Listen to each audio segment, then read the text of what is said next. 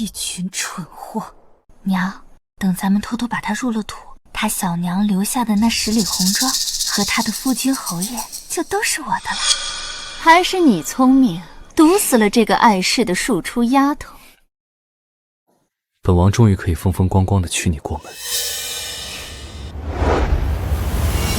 这是死后成了魂，还能看见未来的事儿。原主的小娘，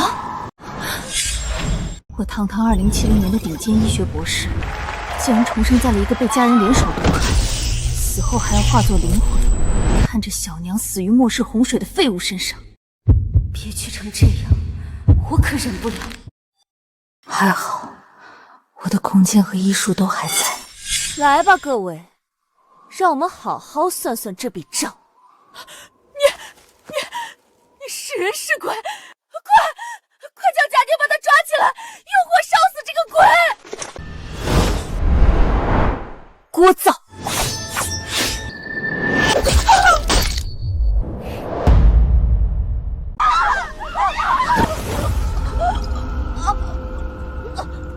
嫡姐害怕，当初和我的夫君私会给我下毒的时候，可没见你吓成这样。休得胡言！你这是毁本王和妍儿的清誉，血口喷人！血口喷人？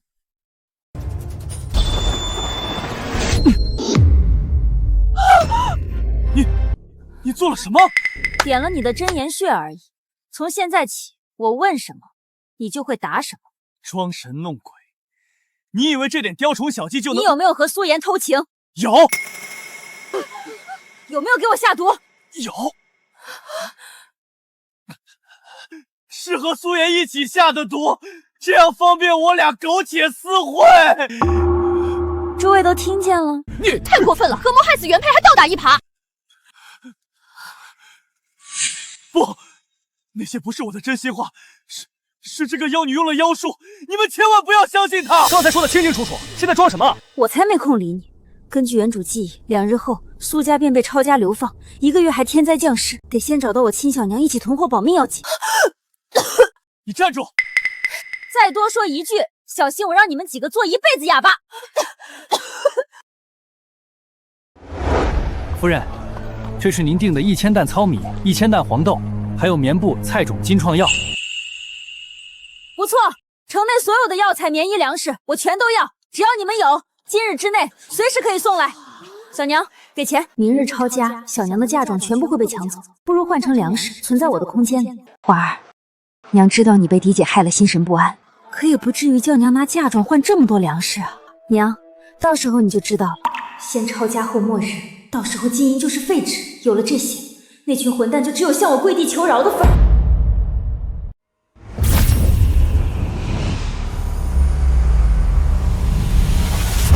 不错，这些米面粮油、医疗用品放在我的空间里，谁也拿不走。小娘重情义，若是想让他现在和苏家完全切割，摆脱抄家流放之苦，怕是没那么容易。王爷息怒，他不过就是想与我争宠，逼迫你多爱他一点罢了。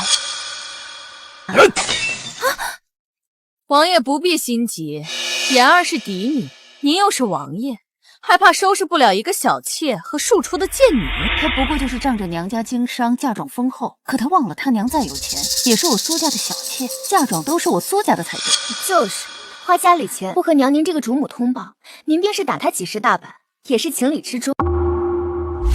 我现在就带你去找爹，让他签了放妾书，我带你走。花儿，休得胡说！你爹是尚书，怎么可能突然抄家？我爹他到了危难时刻靠不住的。话儿不必再说了，当年你外祖父经商遇险，是你爹出手相救，娘不会因为这点莫须有的事就离开他。果然，罢了，那就等流放时，一点点让娘看清爹的真面目吧。总之，绝不能一直和这一家子吸血鬼在一起。谁？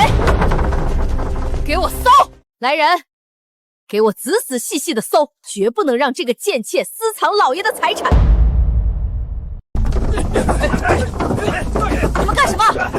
我娘是苏家主母，若今日姐姐如此奢侈的消费，来查问一番也是自然。给我搜！你小娘的嫁妆早该拿出来给夫家填补家用了，还轮得到你因此仗势欺人、羞辱嫡姐？搜吧，搜也搜不到什么。不行，这西屋里头是我父亲一辈子的家当，老爷和我成亲时答应过我爹，除非我点头，不然没人能动。一个妾室，竟敢引撞主母！来人，给我拖出去！我看谁敢！我娘乃商贾出身，家世显赫，用自己的钱一路扶持我爹，才给他捐了个官位。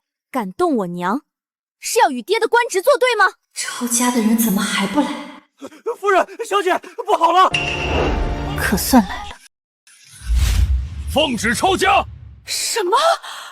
来吧，现在钱财物资尽在我手，流放路上等着向我乞讨的吧。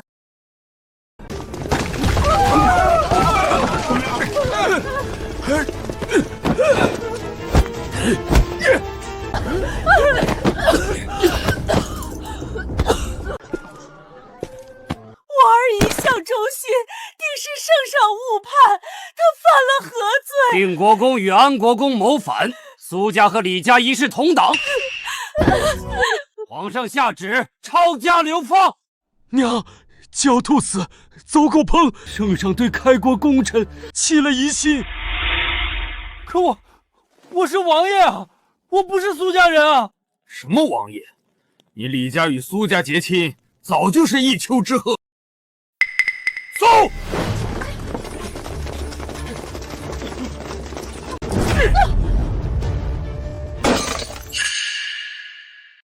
这都是我的，你们不准动！这可是我半辈子的积蓄啊！爹还有我以后嫁人要用的嫁妆，要是就这么被抄，我以后可怎么嫁人啊？你慌，沈娇娇的嫁妆还锁在西院地库里，那边很偏，轻易不会有人搜到，我们还能有些存续。老爷，你在我爹临终前答应过他，一辈子不动我的嫁妆给外人的。娇娇，分什么你的我的？大难当头，拿出来保大家的命，理所应当啊！前世抄家后，父亲就是把小娘的嫁妆瓜分给他人，小娘才沦落到惨死的下场。若是能借此机会，让小娘早些看清父亲，决心和离，也好。报告将军，已搜查完毕，除了这几项首饰外，无任何财物。堂堂开国功臣，怎么可能就这点家业？给我砸墙，挖地！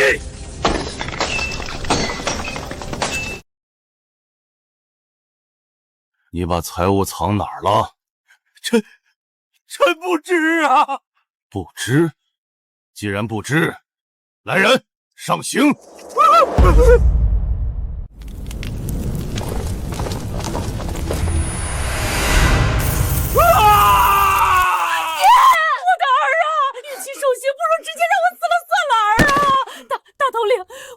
小妾，他家出自商贾，有些私产，求你放过我儿。皇母我可不是什么私产都看得上的。官爷您放心，他的那些私产都是当年京城最大的商贾沈家留下的家业。老爷，你说是不是啊？对，他的那些私产，我愿意尽数给您。只要您能在这流放路上放我们一马，这里头的东西你想带多少就带多少。真的？娇娇，对不住了。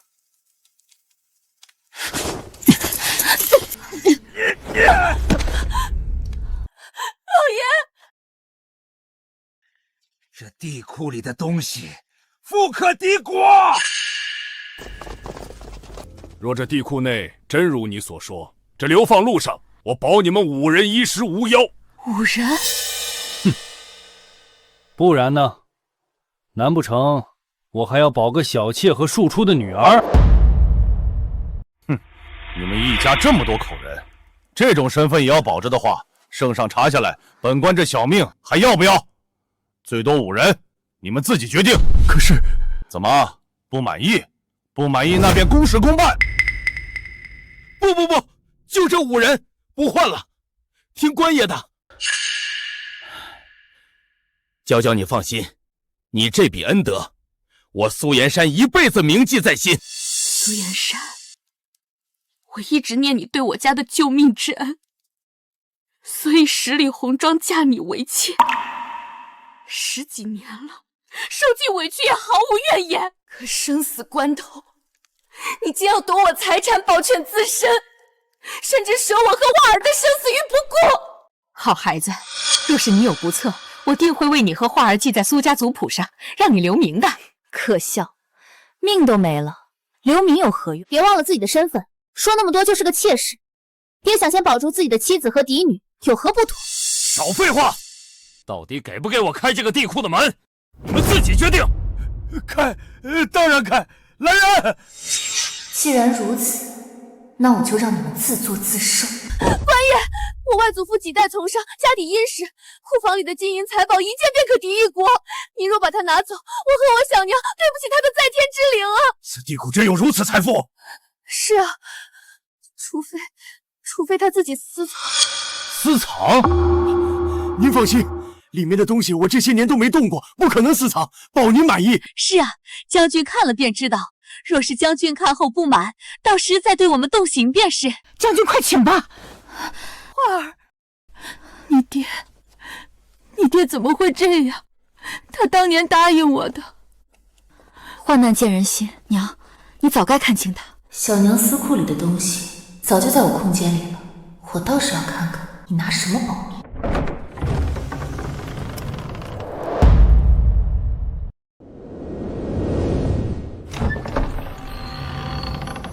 苏岩山，这就是你说的富可敌国？不可能啊！这里头的东西呢？这里可是存放着当年所有的财宝，怎么都没了？竟然敢骗我，找死！花儿，里面的东西，放心。把这些人给我拉出去，打，上刑，立刻流放！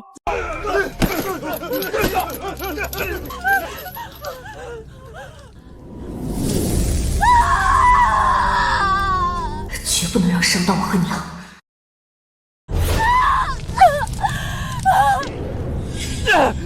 你们敢动本王！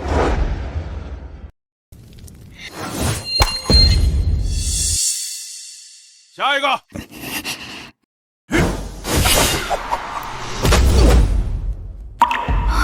炭火棒烫不进皮肉，只划过外皮。娘，你没事吧？花儿，你做的。皇帝疑心，开国功臣非贬则杀，这条流放之路要开始了。你看那男子，年纪轻轻的被铁链穿了身子，也是可怜。晋国公家的赵木泽小公爷，你认识？何止认识？末世之际，他一人便可带领众人抵御洪水之灾，成为末世霸主。若是这一时能在他落寞之际提前与他为敌，你伤太重了，这个止血。不必。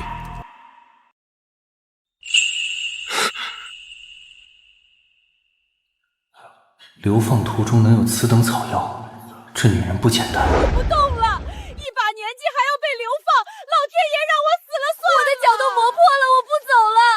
愣着干什么？起来，走！都怪你爹，非和那国公家交好，自己找死还拖累我。现在知道怪我了，当时是谁非要与我私会？还不走？找死！把老子的话当放屁！来人，都给我走！走！花儿，我走不动了。撑住，马上就好。洪统领，我这儿有城郊别院房契一份，换我、沈娇娇还有他3人一路平安，不再受鞭刑，不再被苛待，如何？房契，你要护着我。我才是你夫君，你竟敢救别的男人！京城另一座宅子里藏着1000两黄金，到了南京我告诉你地址，这张房契是定金，你要是发现我骗你，到时杀我不迟。花儿，我们才是一家人啊！你哪来的钱？你把你小娘的钱偷偷藏起来，对不对？儿，你快看你这个庶女！你比你爹靠谱，带你的人闪一边去。花儿，你爹他，你当真不管了？救了爹，是不是要救他娘和他们一家？咱们得让他们长长记性。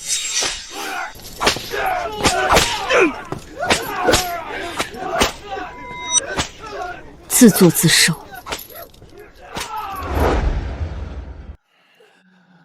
是吧？娘，给我一个，我也要。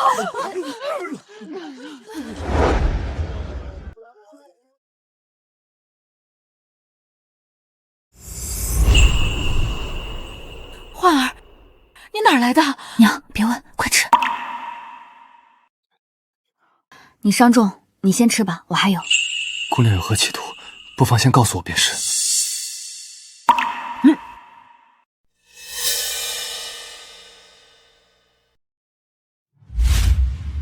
老爷，你快来看啊！他有钱，他手里有肉包子，我就说那一屋子嫁妆去哪儿了？老爷，你别忘了，那可是10里红妆，富可敌国，怎么可能说没就没了？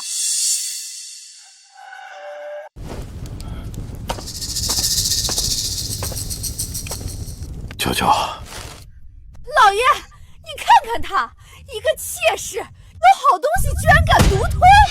我的儿，你可是他男人，他连口吃的都不给你，简直该打！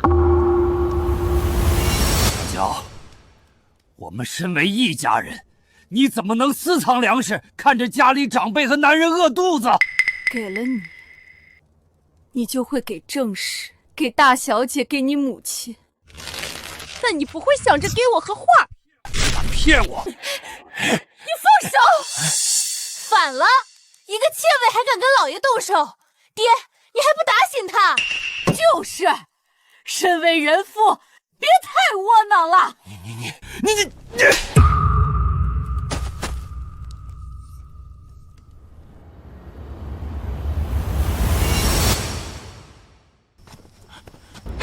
爹，你别忘了，小娘出身商贾，当年多少豪门望族想要结亲，她却愿意为了报恩下嫁你为妾。你答应过外祖父什么？你不记得了吗？还是现在遭了难，反悔了？苏岩山，当初你救我爹，我爹便扶你做官。你娶我时，知我是下嫁，便发誓这辈子绝不动我爹留下的嫁妆，也绝不让我受半分委屈。如今是一句也没做。一个妾室跟老爷谈委屈，你也配？是啊，从前是从前，现在是现在，自己现在什么身份，心里没数吗？怪不得养出个没人要的女儿。好，既然如此，从今日起，我和我娘自请下堂，我们母女与苏家恩断两清。我们母女与苏家恩断两清，日后我会带着我娘独自生活，流放路上，我们再无瓜葛。舅舅，我只是……你休想再在我这儿得到1分钱1粒米！舅舅，不行，你这样我们会饿死的。爹，他胆子也太大了，他一个妾……你闭嘴！现在就他手里有粮食，你再说，你就等着饿死在这荒郊野岭吧。爹，你娘，今日爹爹好吓人，他平日从来不会。你爹说的也没错，现在大家都饿着肚子，只有那个贱人手里有粮食，确实不能得罪他。那我们也不能去求一个小妾吧？我可是嫡出的女儿。你听娘的，今夜还是娘有办法。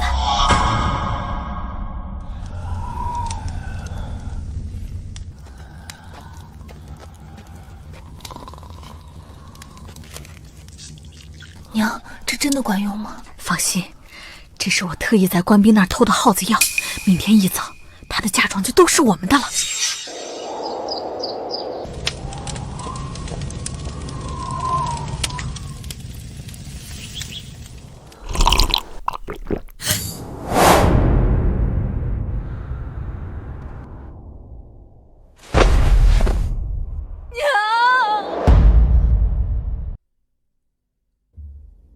脉象散乱，是耗子药。果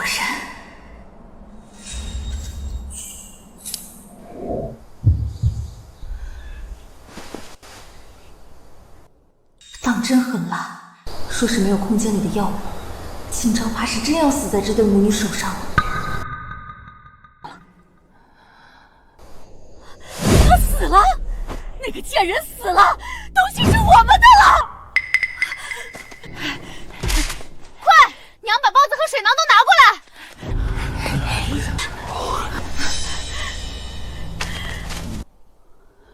找死！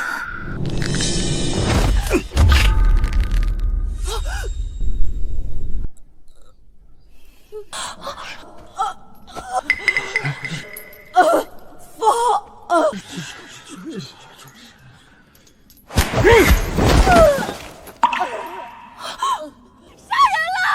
你这个野男人敢打我娘！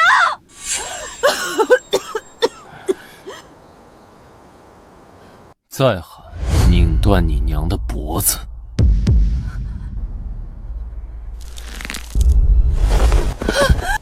多谢。灵泉水起效，心脉保住了。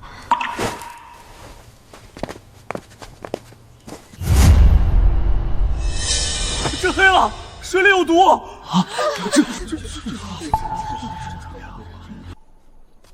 耗子药，你倒是好算计。你胡说什么？我不知道什么耗子药。对，是你们自己乱吃东西吃坏了，关我们什么事？不知道。这水囊昨晚只有我娘碰过，清早她喝下就吐血。昨晚你们母女俩鬼鬼祟祟摸过来，真以为没人看见？你看见了？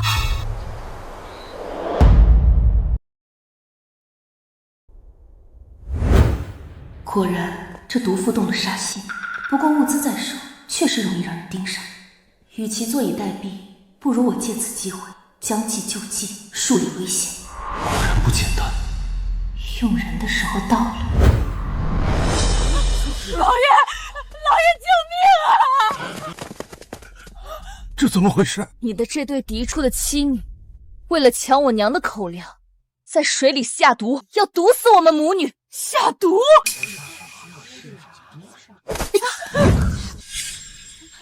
大清早的吵什么？想造反吗？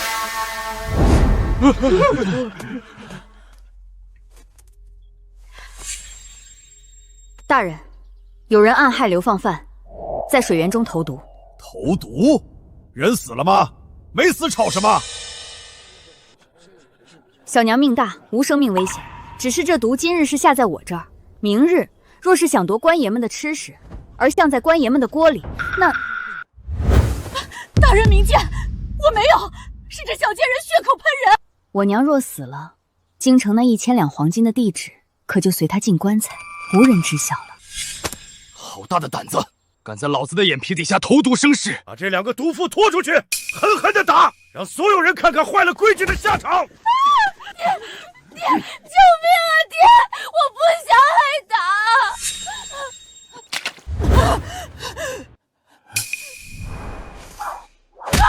老爷，救我！我是你明媒正娶的妻子呀！毒妇，你为了抢夺口粮，谋害人命，咎由自取。是啊，我儿向来仁慈，绝不会干出这歹毒之事。大人，我与这毒妇毫无瓜葛，她下毒之事我全部知情啊！我与苏妍也无瓜葛。陆延山，你……今日我把话放在这儿，谁再敢打我们母女物资的主意，犹如此针。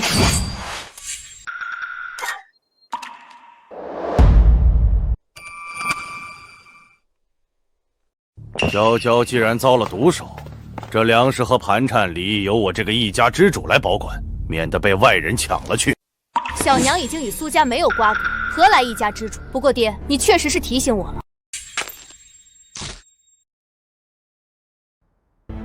之前只是口头上的，还是要立在字据才算有效。这放弃书一签，苏家和我们母女便彻底两清。儿，不能签！现在就他们娘俩有粮食，你若是签了这，那咱们苏家可就真是死路一条了。你不签，都给我老实点儿！刘芬的命比草贱，谁再敢作妖，老子现在就送他上路。签了他。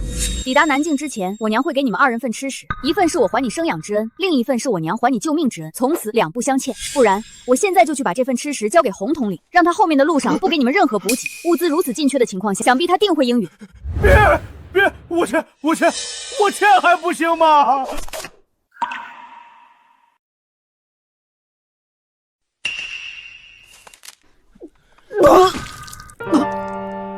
毒血吐出来了，灵泉水彻底清了余毒。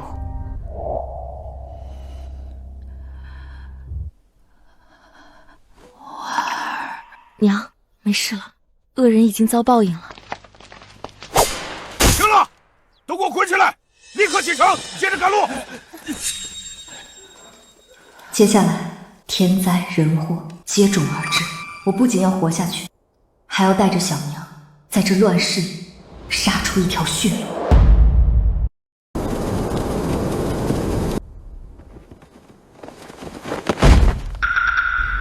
别装死，都给我起来，继续走！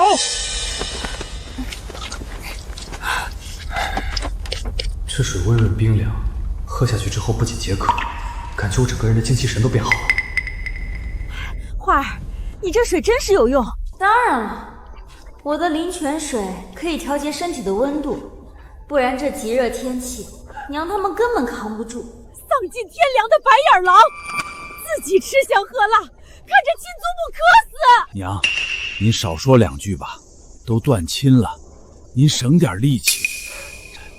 这天热的邪门，再这么走下去，没到流放地，就得变成人干了。这丫头不仅能凭空变出物资，在这酷暑之下竟毫无疲态，她到底藏着什么秘密？要是咱们也能有口水喝就好了。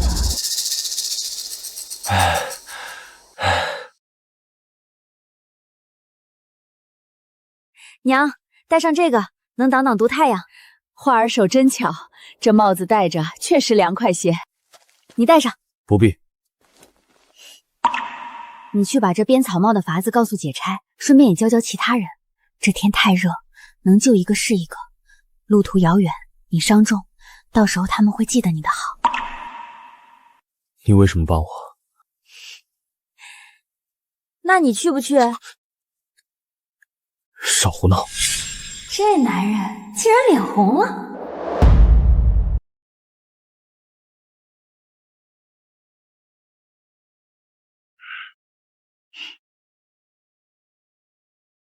有什么了不起的？破草帽，白给我都不戴。就是，戴着像什么样子，丢尽了我们苏家的脸。爹，你看他们故意寒碜我们呢。行了，都闭嘴，还嫌不够热吗？日食。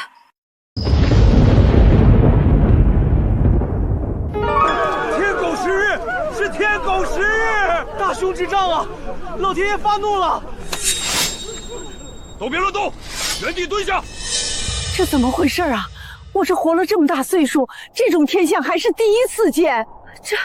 这怎么突然这么热，晒得人发慌？怎么突然干旱成这样？娘，别担心，你渴了和我说，咱们有水。日全食，历代皆视此为亡国之兆，皇帝本就多疑，大旱之下，恐怕要有大动作了。天狗食日，究竟是何吉凶？陛下，此乃大凶之兆。天狗食日，天下大乱，妖孽横行。臣夜观天象，发现妖星现于南方。南方，那是流放之地。传伏魔、猪妖2位统领，传朕密旨，即刻封锁南下官道，所有流犯，无论男女老幼，就地格杀，一个不留，宁可错杀1000，绝不放过一个妖孽。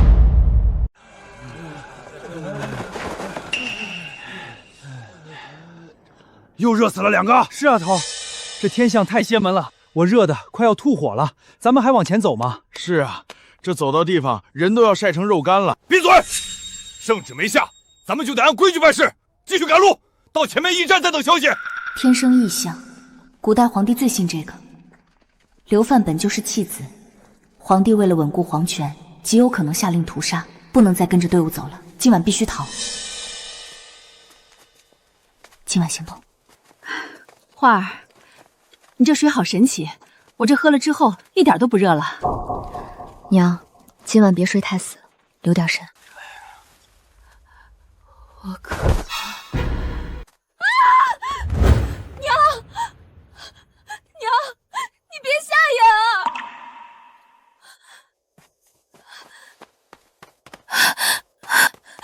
爹，我知道苏魂给了你2份吃食，求求你们给我娘一口水喝吧，她快不行了。喝什么水？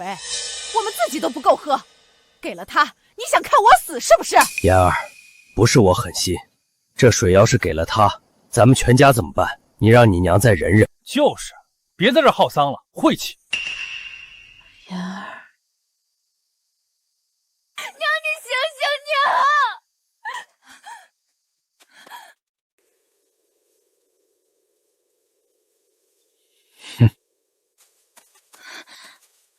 差哥，求您能给我半囊水救我娘。这灾荒年给你水，那老子喝什么？那您想要什么？只要我有的，我都愿意和您换。哼，什么都愿意。那你跟我去那头树林。没什么比救我娘重要。呸！不要脸的娼妇，丢尽了我们苏家的脸。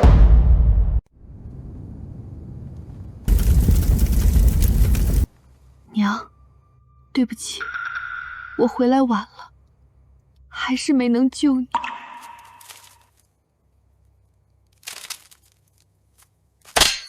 娘，解开后传给赵木泽，动作要小。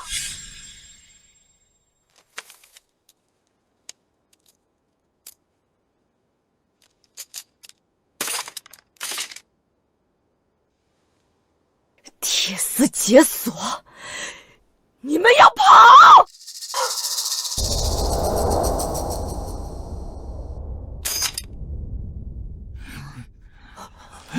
要跑，妍儿，快把那东西抢过来传给我！把我和我娘害得这么惨，还想逃命？好样的！快传过来！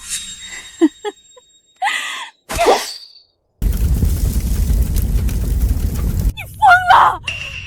妍儿，你这是要绝我苏家的活路啊！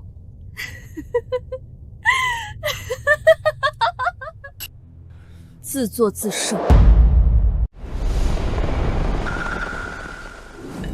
头儿，这鬼地方阴风阵阵的，上头那道密令，咱们真得今晚动手？哼，我早猜到了，日全食都出了，圣上本就多疑，哪里能留着这些流犯的命？不过嘛，既然横竖都是死，就这么一刀砍了，岂不是暴殄天物？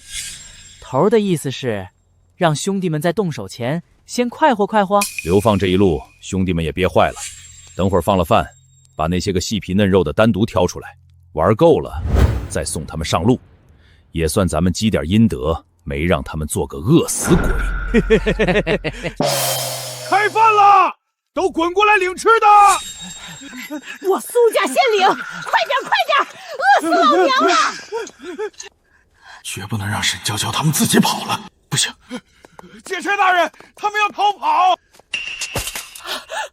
他们计划逃跑，快抓他们，快啊！一家子畜生，狗咬狗，真好看！可恶，爹还真是小人。苏延山，你连亲生祖友的命都不放过吗？他娘的，敢在老子眼皮子底下耍花招！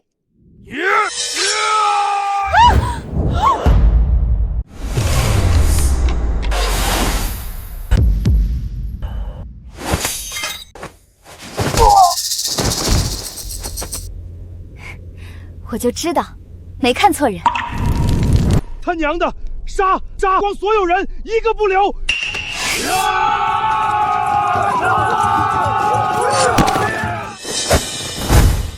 快带着你娘一起走，快！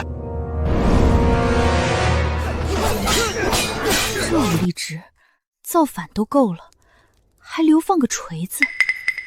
娘，走，我们往南边山丘跑。哎呦，我的老天爷呀！别杀我！我是告密的，我是站你们这边的。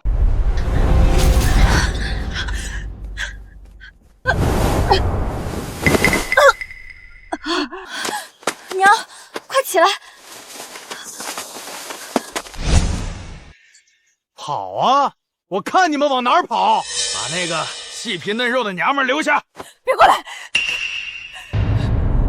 不行，我们根本跑不过这些常年习武的借斩。阿泽，带我娘先走，一直往南跑，别回头。凤儿，不行，要走一起走，娘不能丢下你。你疯了吗？你一个人怎么对付得了他们？走啊！你们留在这里只会是我的累赘，快走！算我求你，带他走。你相信我，我不会有事。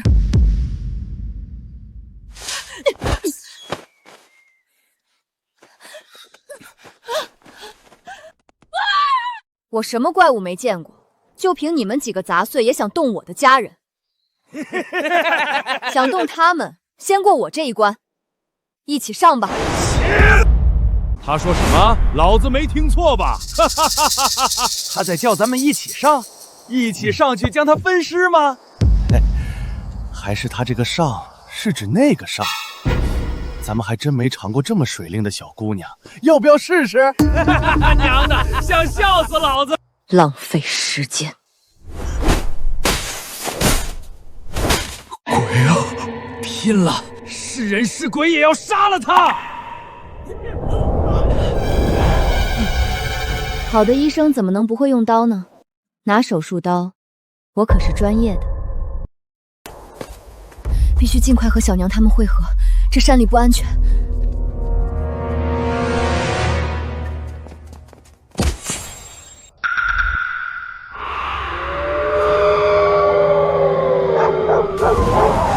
不好，娘他们就是从这个方向上山的，不能硬拼，得把狼群引开。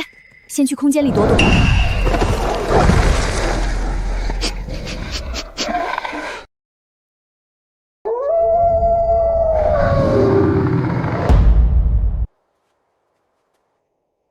焕儿，我的焕儿！您放心，他不会有事的。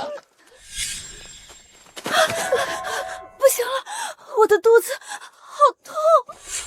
你怎么了？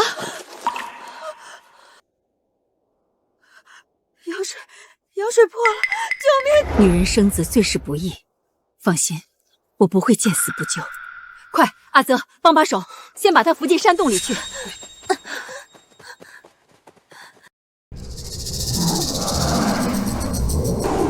是狼！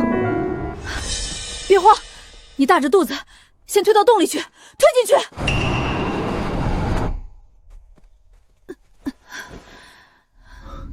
您先挺住，吓成这样都不后退，苏环这母女俩倒都是厚道之人。我跟你一起挡住他们。来啊，畜生！想动孩子，先从老娘尸体上踏过去！小心！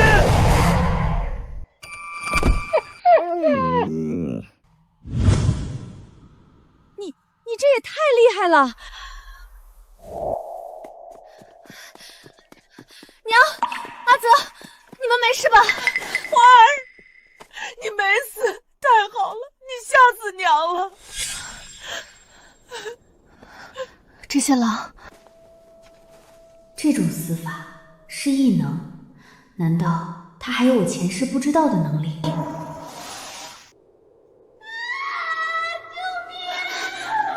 里面的妇人要生了！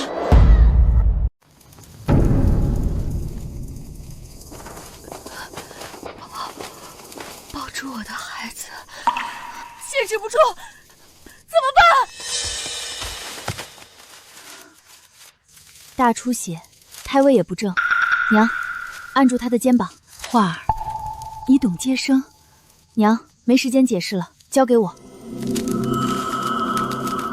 荣夫人，喝下去，咽下去，你才有力气。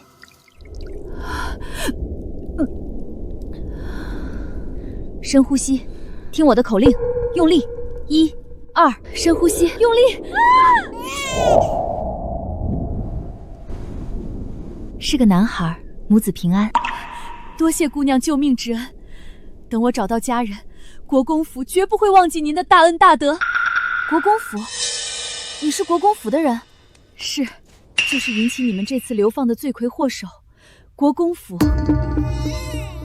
那这位是国公府的赵小公爷，你们认识？是。之前确实听爹说过，我有个被皇帝送给侯府当童养媳的小姑姑。是我。20年前，皇上怕国公府独大，便一道圣旨把我塞给那个老头子做妾。大哥不同意，就是抗旨灭族，我便半夜自己坐上了花轿，逼着小孩给权臣做妾。这狗皇帝真是把女人当棋子。国公府流放后，侯爷怕受牵连，又把我赶出了门。我怀着孩子，身无分文，为了避免被官兵折辱，我只好自毁容貌。我一路往南走，想找大哥大嫂，想找国公府的旧人，可我一个人也没找到。若不是为了肚里的孩子，我真想一死了之。还好遇见了你。怎么样，你爹娘呢？大哥大嫂他们还活着吗？都不在了。你说什么？大哥，赵国公，他爹死了。往后撤！老爷，穆泽还没回来，跑，带穆泽跑！娘，爹，阿德，快走！皇上杀了国公府满门，担心世人说他无情，便说念国公劳苦功高，饶我一命。行刑后，随其余与国公府交好的权臣之家一同流放。前世以为一切悲剧来源于苏家的绝情和天灾末世，未曾想到，或许一切罪恶的源头是皇帝的狠辣与异心。这样看来，皇帝虽说是流放，但天降末日，他第一个就是要对我们这些流民动手。多谢。根本没想给我们留活路。若是想在这世道长久的活下去，我们不能只顾着保全性命，我们得反击。大旱已经快1周了，最多再有3天，估计就要再生异象。赵姑姑刚生育完，要好好休息，我们也原地休息2日，规划一下，在这末世之中怎么斗赢这个狗皇帝。花儿，你刚才说要斗皇帝，真的吗？那可是皇上。娘，圣上说是把我们流放，其实根本就是要我们自生自灭，这样他也不用背上苛待功臣的罪名。我们若不提前打算，即使躲过天灾，也躲不过这人祸。娘，我知道你心善。花儿，娘相信你。自从咱家遭祸以来，见证了太多人情的凉薄，娘明白，善良只能对同样心怀善意的人。末世之际，若是对每个人都善良，便是懦弱。那咱们现在怎么办？就在这洞里躲着吗？既然要在末世硬刚皇帝，光我们几个怎么够？得看看附近有没有村镇，找点人马一起才行。有几个流犯不知所踪，圣上怪罪下来，你我都要掉脑袋。盯紧点儿，尤其是脸上带刺字的，一个都不准放过。怎么会有这么多人逃荒？不是只针对我们流放的流民吗？天生异象，大旱这么多天，天下已经乱了。花儿，人太多了，我们要是被冲散了怎么办？把绳子拿出来，大家互相绑在腰上。从现在起，我们就是普通的逃荒百姓。记住，少说话，紧紧跟着我。走，我们汇入大队。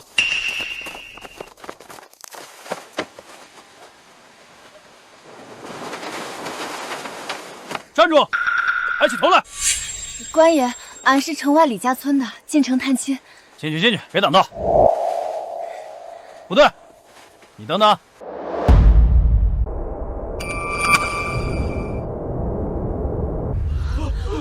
血月，是血月！天狗10月又来了，大凶之兆啊！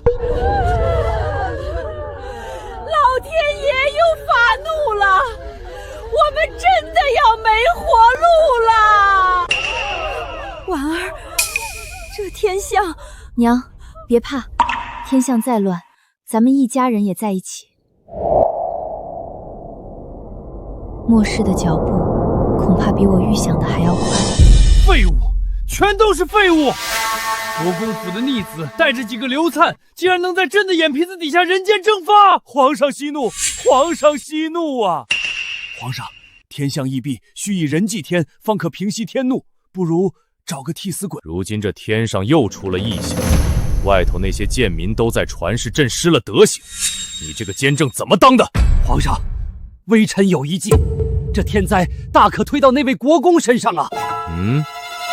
说下去。就说是国公府谋逆，惹怒了上天，才降下这等大凶之兆。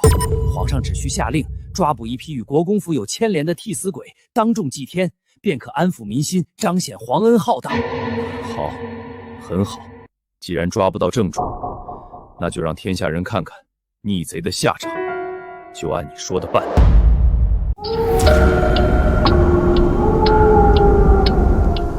这血月一出，狗皇帝肯定会借题发挥，把脏水全泼到咱们头上。他除了杀人祭天、愚弄百姓，还能有什么手段？既然如此，不如我们就先发制人。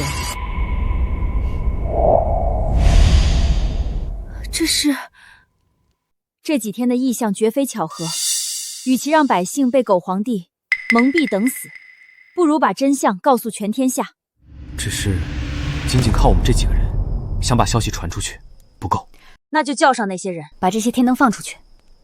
若想硬刚这狗皇帝，确实不能只靠我们。好一招借力打力，我们让全天下的百姓都动起来。天降血月，灭世将至，速逃南境。这是谁放的？上面写的是真的吗？前世血月虚出现第3天，极寒就会降临。从酷暑到极寒，不过短短几个时辰，无数人冻死在路上。我必须让他们提前动身，否则等寒潮来了，想走都走不了。灯放了，但信的人不多。不急，明天就会有人信的。环儿，你怎么这么确定？诸位，我知道你们当成笑话听，但我把话放在这儿，12个时辰之内，天象还会大变，到时候想逃都来不及。愿意信的，明天一早跟我往南走。小丫头片子，你懂什么天象？就是别在这妖言惑众啊！后天极寒降临，从明天开始算，正好还有2天时间赶路，够了。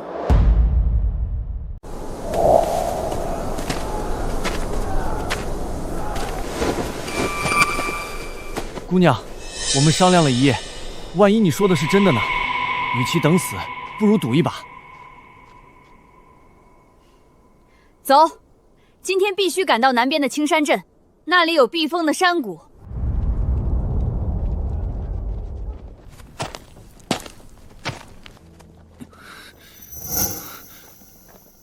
你真有把握？你的伤在渗血，今晚到地方，我给你重新处理。不用，这不是商量。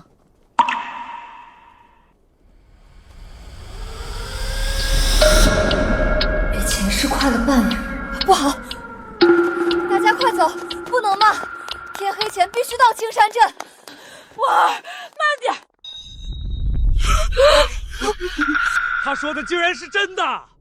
早知道昨天就该跟上来。现在这乱世，活不活的全看命。走！天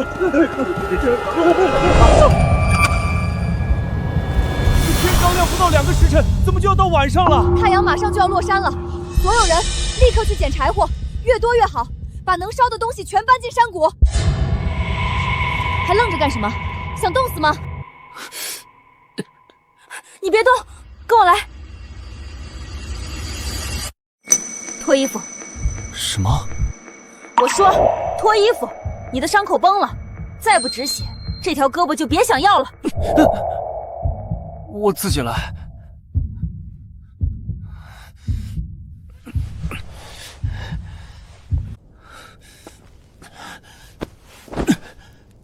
这伤口比我想的还要深，前世他拖着这么重的伤还能活下来，真是命硬。你别问，忍着点。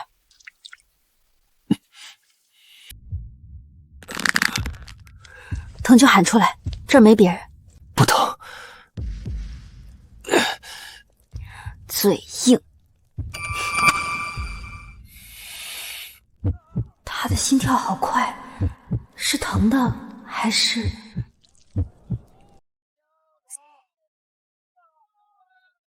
好了，这几天别用力，否则……多谢。不用谢，把衣服穿上。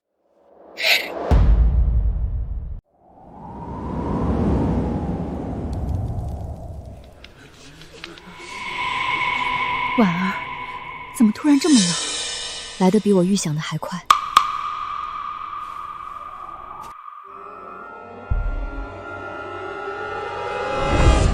下雪了！大夏天怎么下雪了？天啊，这是老天爷要灭我们啊！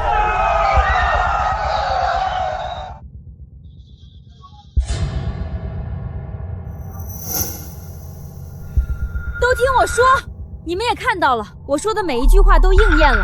血月天变、极寒都在我的预料之中。接下来还会有更大的灾难，但你们要是继续哭、继续慌、继续等死，那谁都救不了你们。现在听我口令，所有人围成一圈，老人孩子在里面，壮年在外面挡风，柴火集中到中间，轮班守夜添柴，听明白了吗？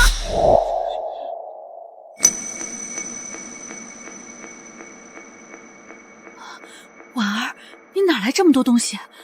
娘，别问，以后你就知道了。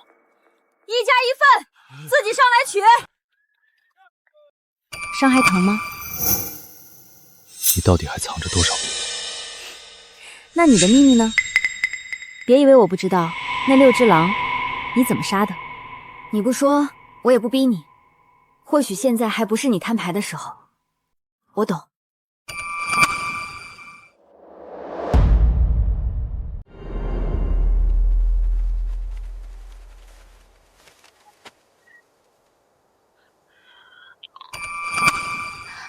这孩子什么时候变得这么本事了？你养了个好女儿，要不是她，我和孩子早就死了。姑娘，求求你救救我儿子，他烧得不省人事了。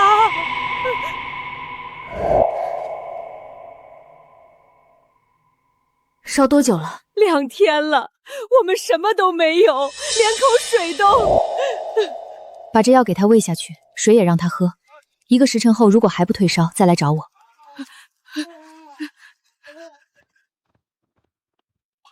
这姑娘本事不小啊，能预知天象，还会医术，可不是嘛？要不是她，咱们这会儿还在大路上，早就冻死了。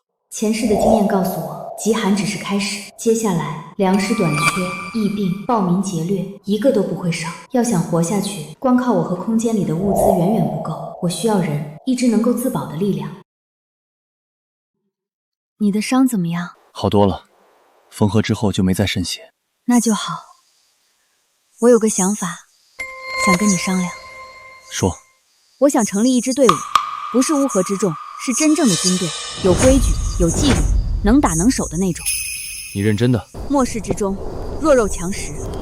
我们现在有吃的有人，但如果没有武力，迟早被人抢光杀光。你出身国公府，学过兵法，带过兵，你来练，我来管后勤和医术，如何？好。诸位，接下来灾难还会继续，粮食会越来越珍贵，活人会为了吃的杀人放火。如果不提前做准备，我们都会死。那你说怎么办？所以我决定成立一支队伍，不叫匪，不叫帮，就叫赤霄军。愿意加入的，有规矩要守，不许抢百姓，不许欺弱小，不许内斗，服从命令。好处就是吃得饱，穿得暖，受了伤有人治。那我们凭什么信你？你一个姑娘家，凭什么当我们的头？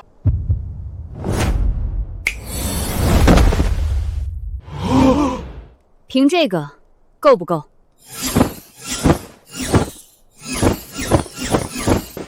这是妖术。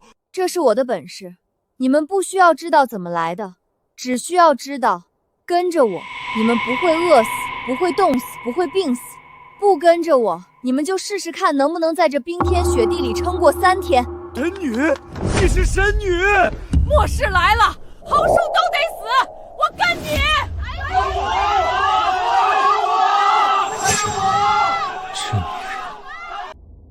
好，既然大家都愿意，那我就不废话了。从今天起，赤霄军正式成立。赵牧责任将军，负责操练和作战；我是军医，负责物资和救助。谁有异议？好，进入军中，便守军规。我不养闲人，也不养孬种。明天开始操练。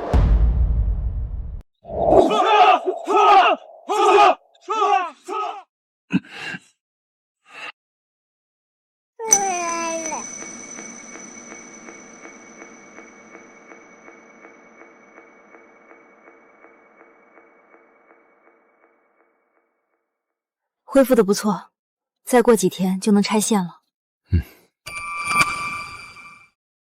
你为什么帮我？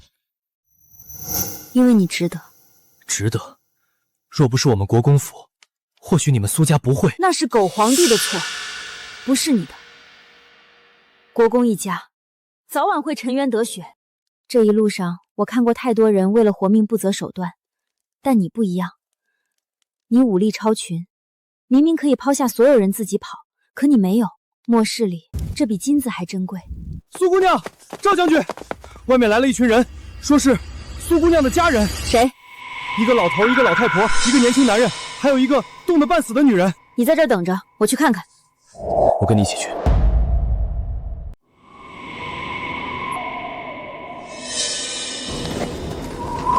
花儿，爹终于找到你了，你救救我们吧，我们快死了。花儿啊，祖母知道错了，你就看在咱们是一家人的份上，给口吃的吧。是谁当初六亲不认，高喊他们要逃跑来着？我那是被逼无奈。花儿，爹真的知道错了。苏岩山，你少来拖累我女儿，我们之间已经没有关系了。娇娇，你这个毒妇，要不是你教唆女儿，她怎么会这么对我们？苏姑娘，要不要我把他们赶走？等等，冻伤已经到3级了，手指脚趾保不住了。如果早点送来还有救，现在太晚了。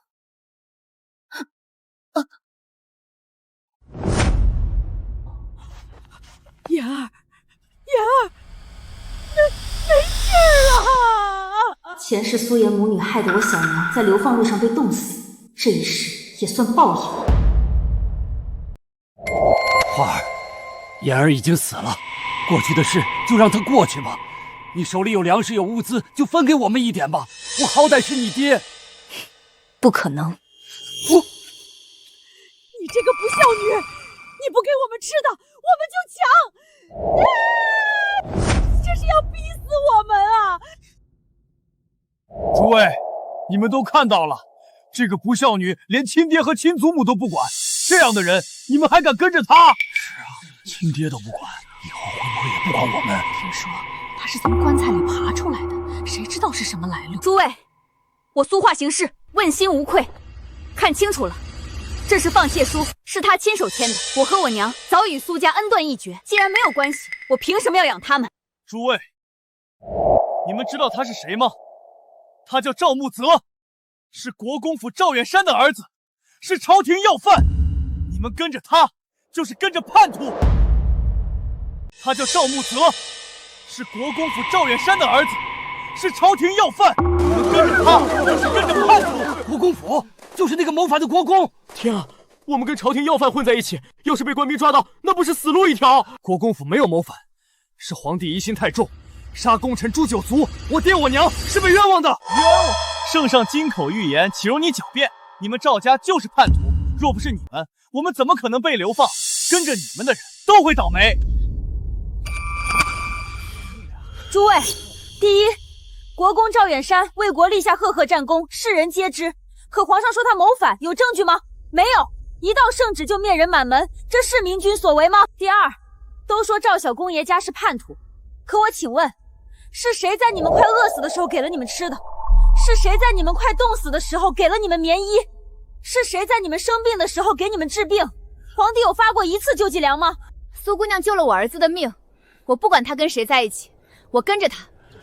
我一个老头子，早就听说过国公府满门英勇。再说了，这次要不是苏姑娘给口吃的，我早就饿死了。我也信她。你们，民心这东西，不是靠身份和背景能换来的。你真心对他们好，他们就真心对你。现在你们都听到了，这里不欢迎你，立刻离开。这么冷的天，你要我们往哪儿去？你这是要逼死我们啊！当初你们逼我的时候，可没想过今天。再不，我的人可就要动手了。苏化，你好狠的心！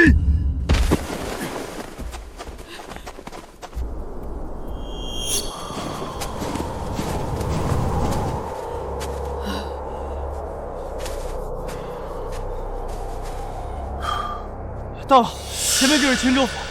只要见到官府的人，把苏画和赵木泽的事一报，咱们就不用再挨饿了。对，让那个不孝女知道得罪亲娘是什么下场。你说官府会信咱们吗？咱们自己也是流犯。流犯怎么了？流犯也可以戴罪立功。赵木泽是朝廷钦犯，苏画带着一帮难民组建军队，这就是谋反。横竖都是死，不如赌一把。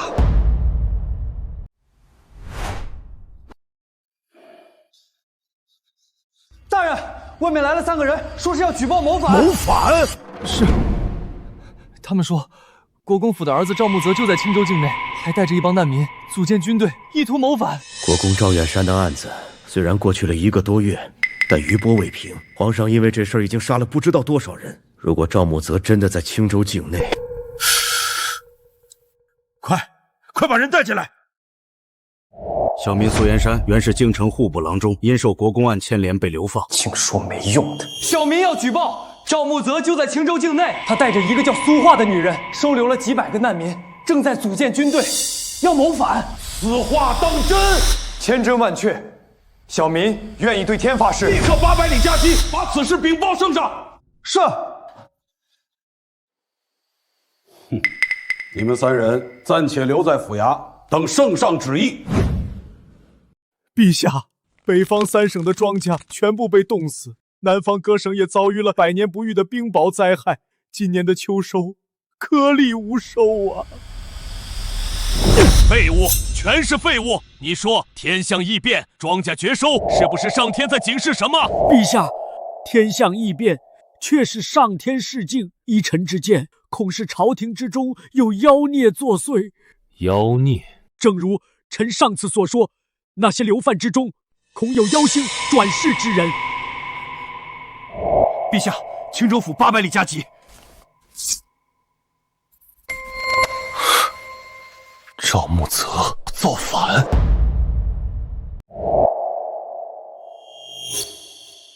你是说赵木泽在青州境内组建军队？是，陛下明鉴，小民亲眼所见，他带着几百个难民在山谷里操练，还自称什么赤霄军。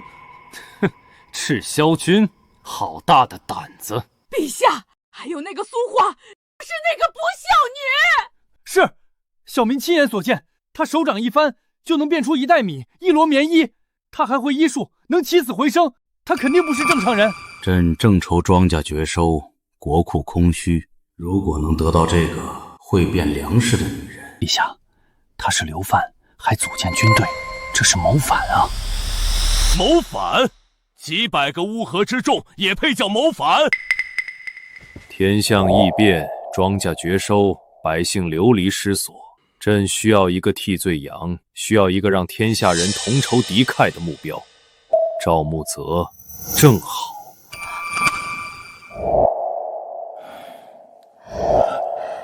你们3个想不想戴罪立功？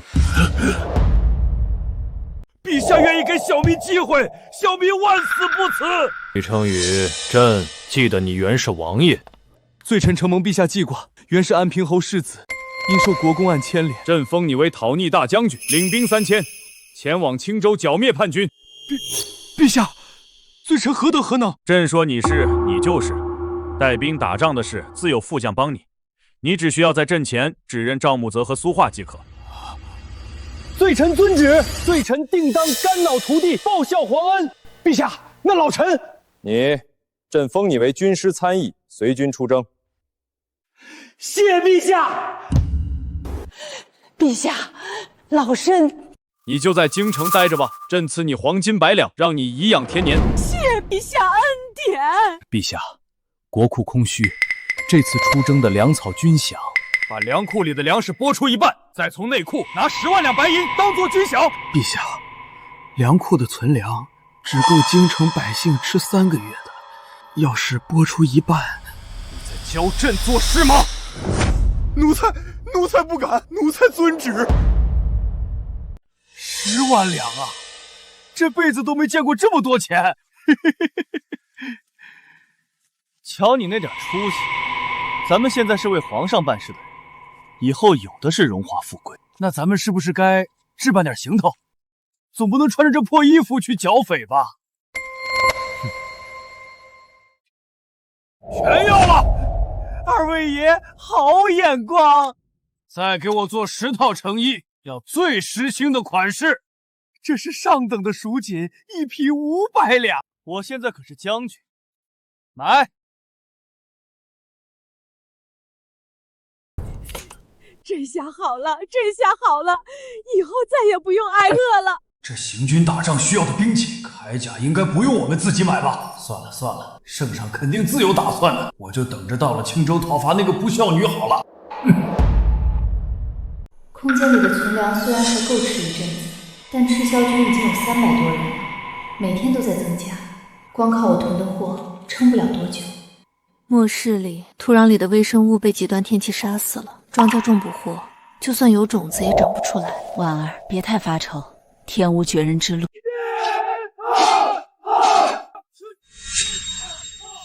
我去看看伤员。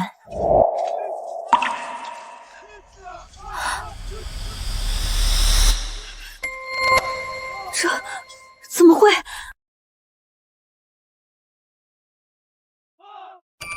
难道是他的异能？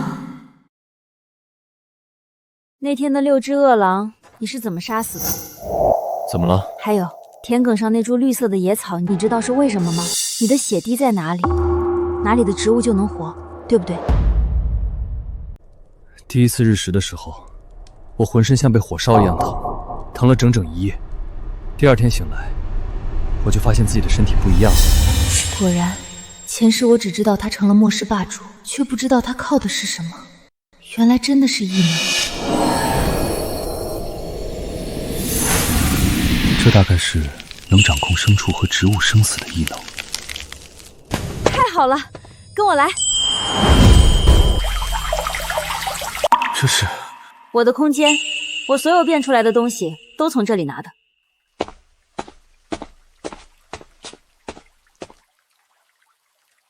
这块地大概有30亩，你能不能在这里面种庄稼？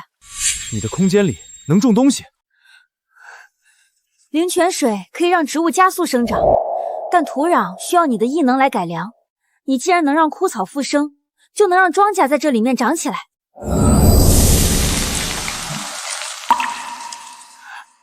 有效果，比外面的土壤好。我的异能在这里面好像被放大了。那多久能种出粮食？按照灵泉水浇灌的速度和我的异能强度，10天之内，这亩地应该就能收第1茬。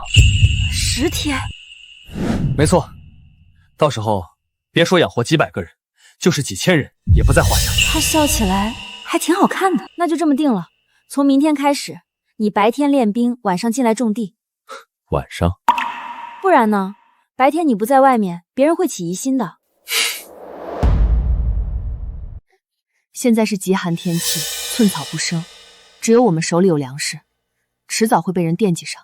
今天叫大家来，是想商量商量，我们得提前做好战斗准备。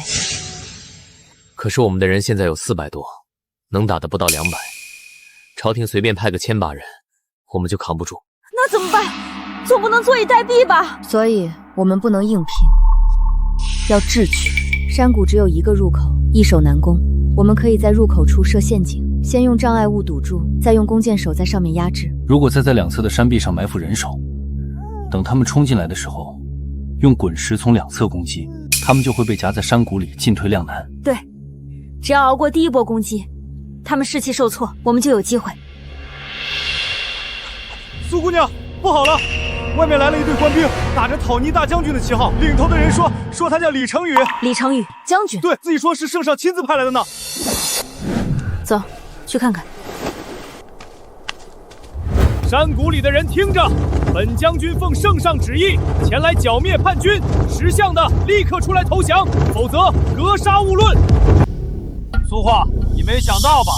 你爹我现在是圣上亲封的军师参议，你要是识相，乖乖交出粮食和物资，我可以向圣上求情，饶你一命。李成宇，你穿这身铠甲不嫌丢人吗？你死到临头还敢嘴硬！这些官兵虽然人数不少，但大多是老弱病残，武器也很简陋，刀枪都生了锈，连弓箭都没有几把。这就是皇帝派来剿灭叛军的军队。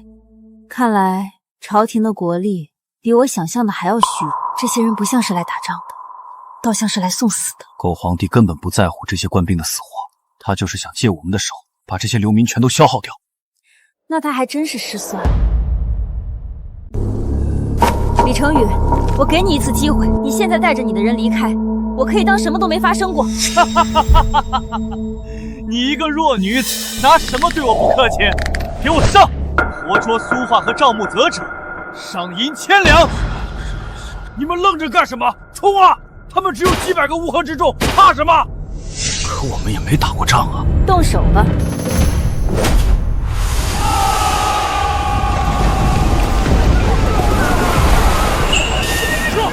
快撤！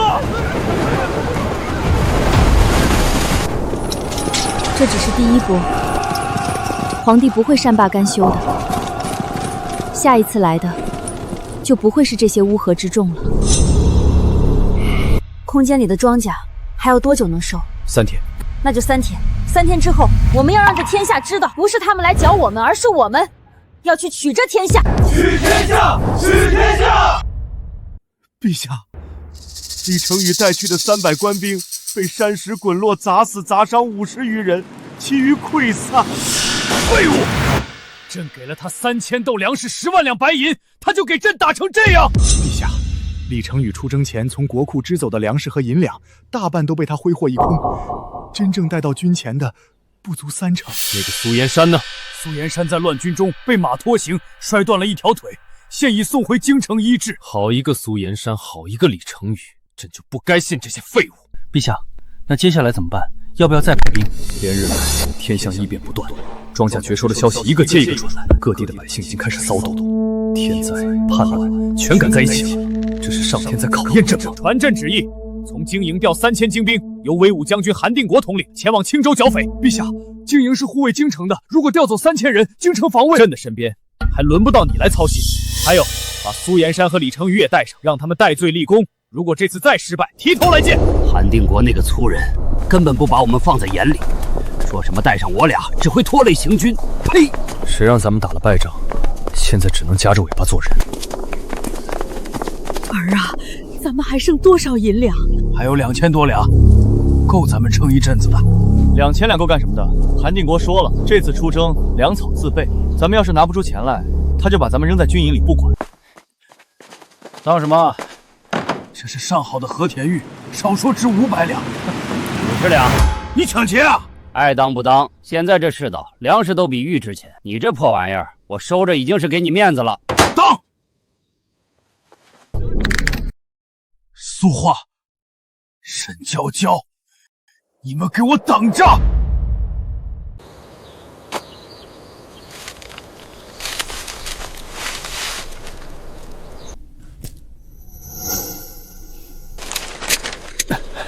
多谢苏首领。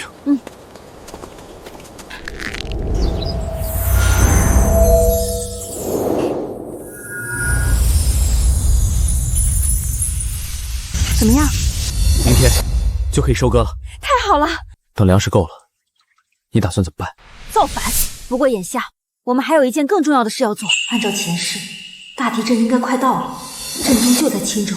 什么？3天后这里会有地震，我们得提前做准备。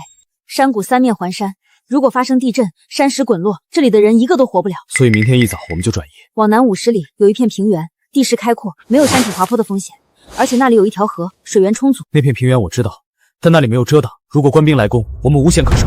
谁说我们要守？官兵要来就让他们来。地震之后，他们能不能活着走到我们面前都是个问题。从李成宇来的那天起，我就在准备了。诸位，今天我们要搬家。搬家？搬去哪儿？往南50里有一片平原，那里有水有地，比这里好10倍。所有人收拾行装，半个时辰后出发。老人孩子走在中间，青壮年在外围警戒。花儿，怎么突然要搬家？是不是出什么事了？娘，3天内会有大地震，这个山谷危险。地震？你怎么知道？娘，别问，信我。到了，各位，就在这儿扎营。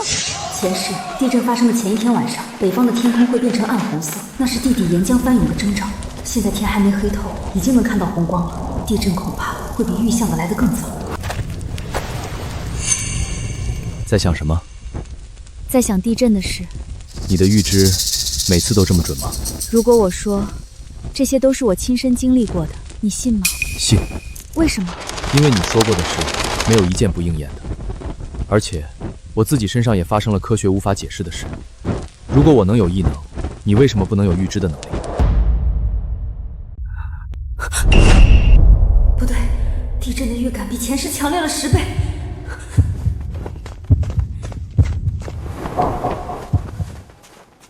是今晚，所有人都起来，立刻，马上！怎么了？地震，现在，马上就到，快出帐篷，找空地方！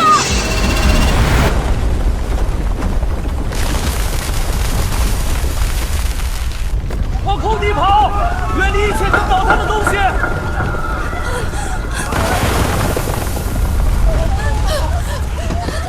小心！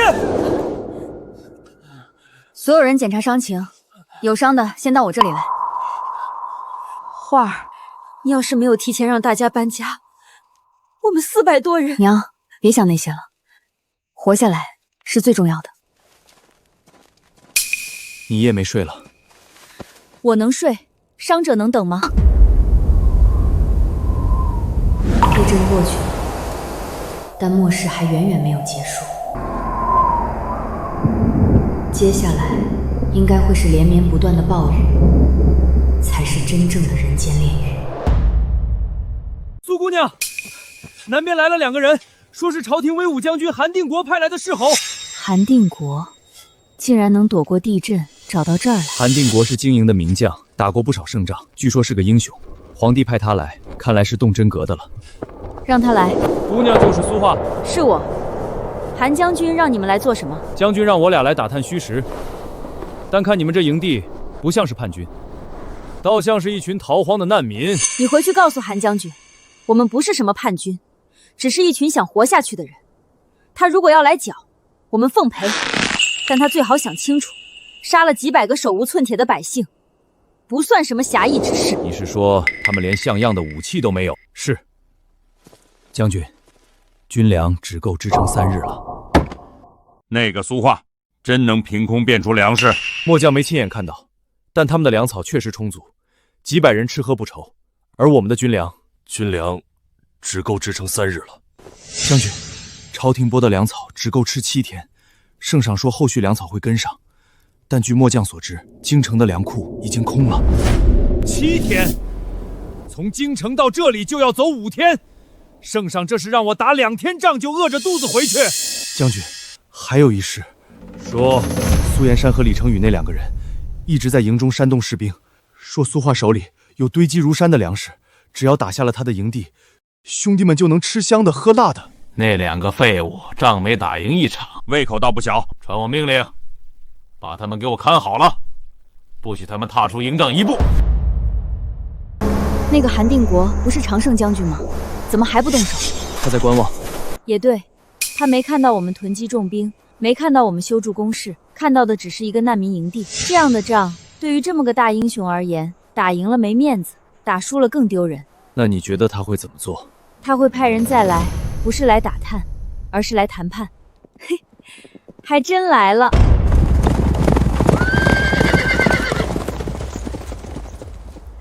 你就是苏花。将军请下马说话。本将奉圣上旨意前来剿灭叛军，但看你这里不像在造反。我们只是一群被皇帝抛弃的人，想活下去而已。活下去就要造反？造反，起码还有一线生机。不然将军觉得皇帝把我们流放是真的为了给我们留条活路吗？你是国公家的小公爷，国公府满门抄斩，如今我只是乱民一个。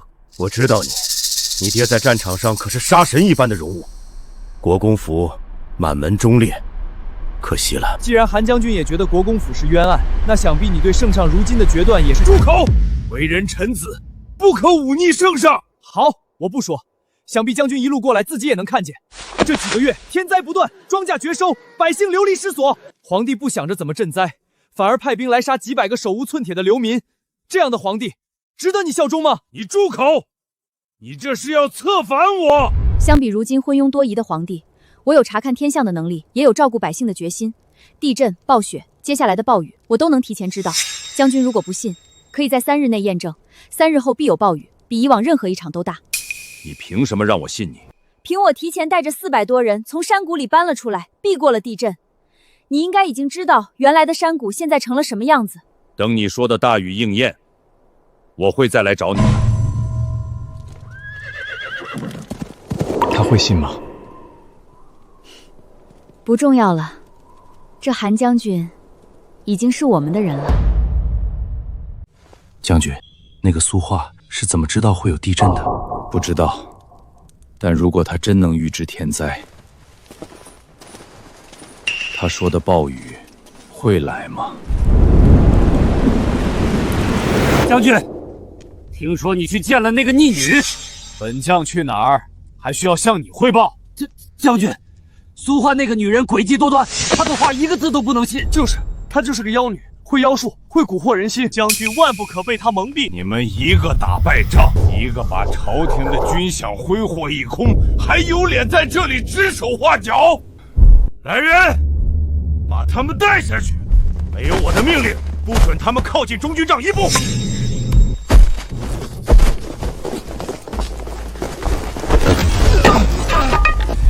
韩定国，你给我等着！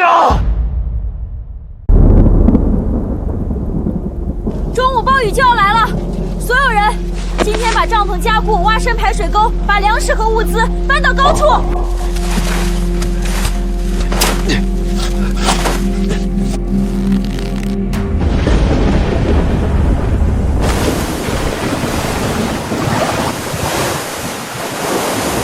所有人往高处撤，快！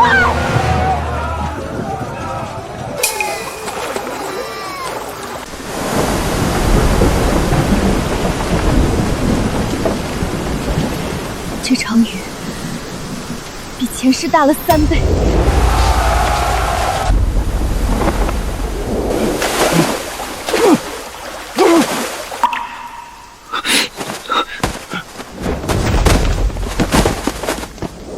将军，再这么下去，兄弟们的兵器都要生锈了。他说的真都应验了。传令下去，所有人往高处撤，放弃低处的帐篷，集中到山顶。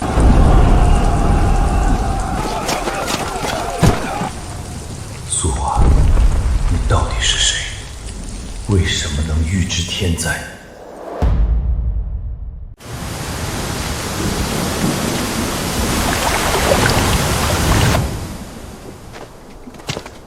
437人，全部安全。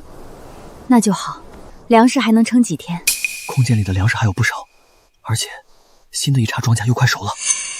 10天之内，不能再让人看到我们往外拿粮食了。现在到处都在闹饥荒，如果被人知道我们粮草充足，麻烦会更大。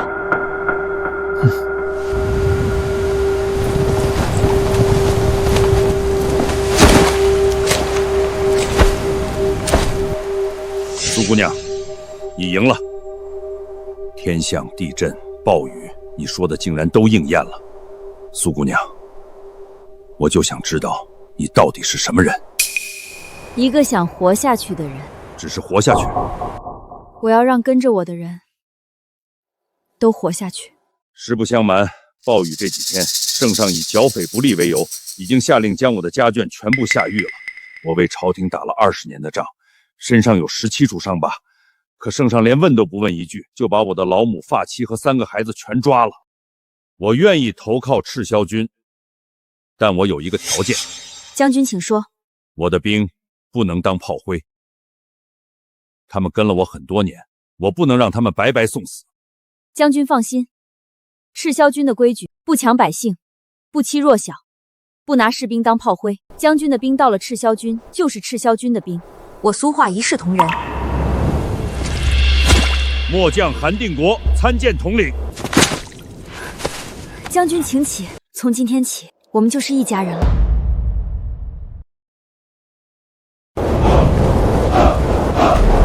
空间里的庄稼最多能养活1000人，我们现在已经有800多人了，加上韩帝国的人，很快就能突破1000。所以我这几天一直在扩大种植面积。你的异能撑得住吗？有点吃力，但灵泉水能帮我恢复。省着点用。喝完了早点休息，明天还有事要做。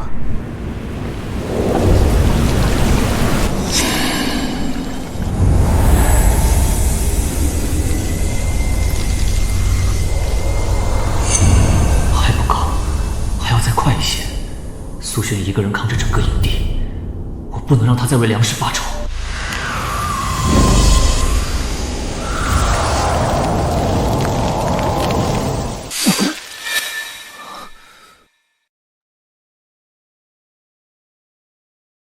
够了，至少够吃10天了。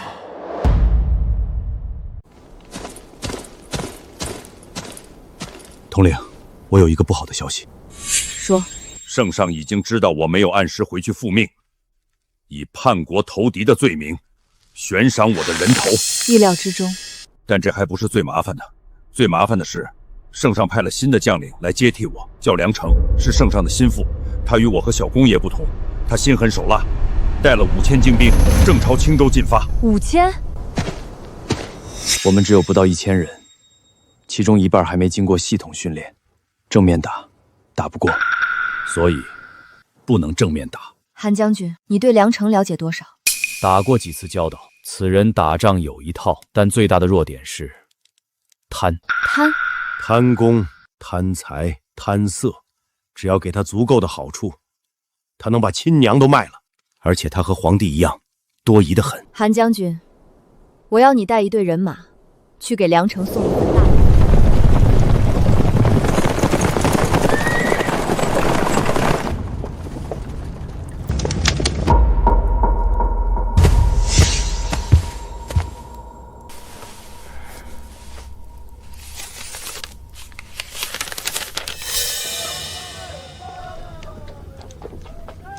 这是韩定国的随身玉佩，传令下去，明日行军速度放慢，先派人去把前方30里内的每一寸土地都探清楚。将军，圣上催我们速战速决。本将说了算，还是圣上说了算？你去打仗，还是我去打仗？韩定国这个老狐狸，到底在打什么算盘？将军，梁成的行军速度已经放慢了一半，他的斥候在前方30里内反复搜索，显然是在忌惮伏兵。他上钩了，还不够，我们要让他更忌惮。空间里的庄稼还能收多少？10亩地，全部收完的话，大概够2000人吃1个月。拿出一半，让韩将军的人换上便装，扮成逃荒的百姓，散布到梁城必经之路上，让他们无意间透露赤霄军在沿途设下了重重埋伏，就等着梁城来送死。你这是要让梁城自己吓自己？对，他越谨慎，走得越慢，走得越慢，我们的准备粮草的时间就越充足。统领，你这一手空城计玩得漂亮。对付这种人，脑子比拳头管用。你听说赤霄军了吗？听说他们在山谷里布满了伏兵，去一个死一个。我亲眼看到那个叫苏画的女人会妖术，能呼风唤雨，地震就是她招来的。将军，这传言未必可信。赤霄军不过几百人，我们5000精兵，还怕他们不成？可是韩定国投靠了他们。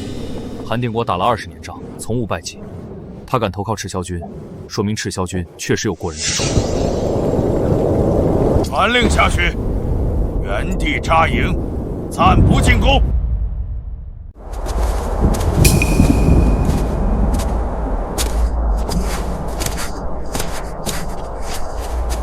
又要变天了，比暴雨更可怕的东西要来了。是什么？冰雹。前世的这个时候，青州下了3天3夜的冰雹，最大的有拳头那么大，砸在人身上，当场就能把人打死。那梁城的军队，他们露天扎营，没有遮挡。这场冰雹过后，5000人能活下来一半就不错了。但我们的人不能打无准备之仗。传令下去，所有人加固帐篷，在帐篷顶上铺厚树枝和茅草，老人孩子全部转移到营地中央，用双层帐篷保护。前世这场冰雹死了几万人，这一世我能救多少就救多少。但梁城的人，对不起，你们是来杀我们的。末世里对敌人仁慈，就是对自己残忍。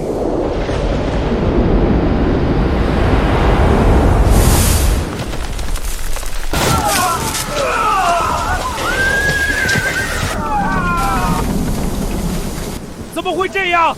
这都他娘的是什么鬼天气？将军，这冰雹太大了，兄弟们顶不住啊！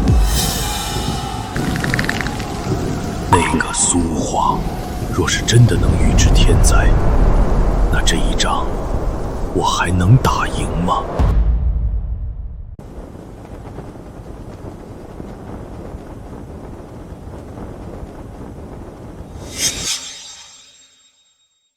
梁城还没退，不过听说那边损失惨重。他不甘心，他这辈子没打过败仗，如果就这么灰溜溜的回去，皇帝不会饶了他。那他会怎么做？估计会再等几天，等天气好转，然后就发动进攻。所以我们要在他发动进攻之前，让他彻底绝望。这封信是韩将军写的，上面详细列明了皇帝这些年对武将的种种不公，克扣军饷，杀良冒功，兔死狗烹。你要把这封信送给梁城？不是给他一个人，是给他的所有部下。你要策反他的兵？不是策反，是让他们知道，他们效忠的那个人根本不值得他们卖命。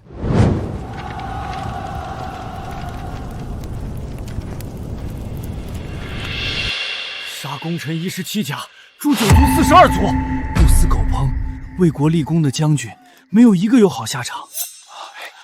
这上面说的是真的吗？我以前就听说过，镇南将军打完胜仗回来，不但没得到赏赐，还被找了个由头杀了全家。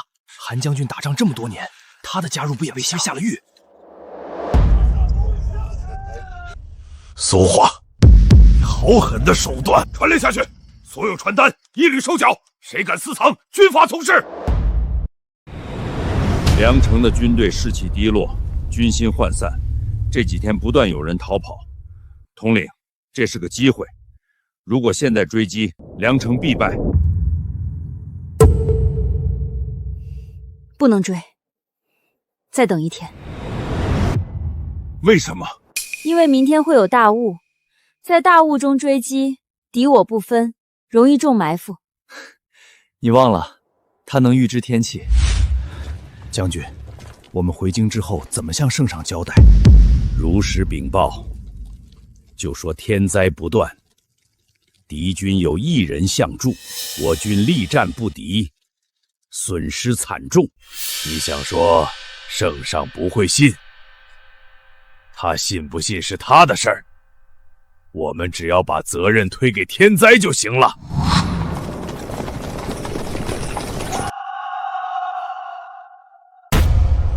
将军，后面有人追来了！多少人？雾太大，看不清楚，但听声音，至少上千人。快走！扔下辎重，轻装撤退！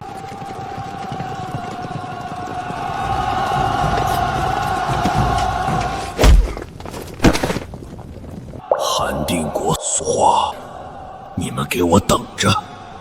这一仗的仇，我梁城记下了。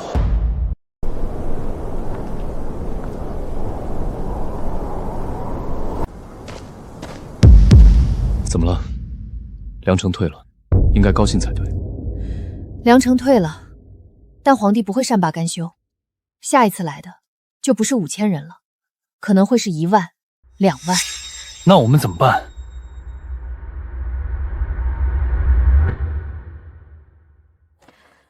我们不能一直被动挨打，得主动出击。你是说打回去？不是打回京城，是打到百姓中间去。阿泽，你有没有想过，为什么皇帝能坐稳江山？不是因为他的军队多厉害，而是因为天下人认他。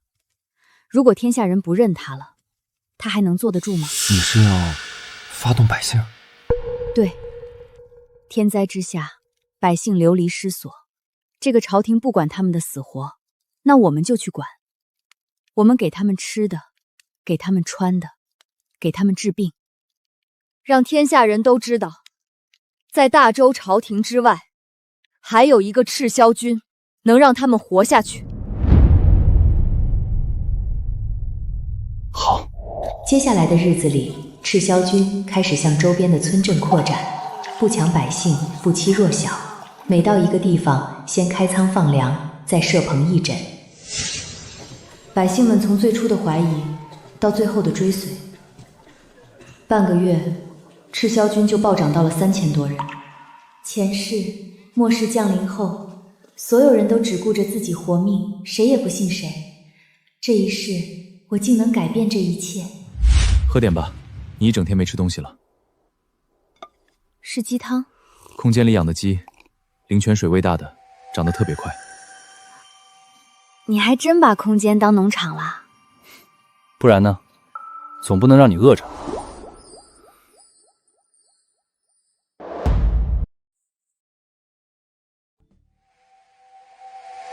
你的异能好像越来越强了。灵泉水帮我打通了经脉，现在种1亩地，消耗只有以前的1半。粮食永远不嫌多嘛。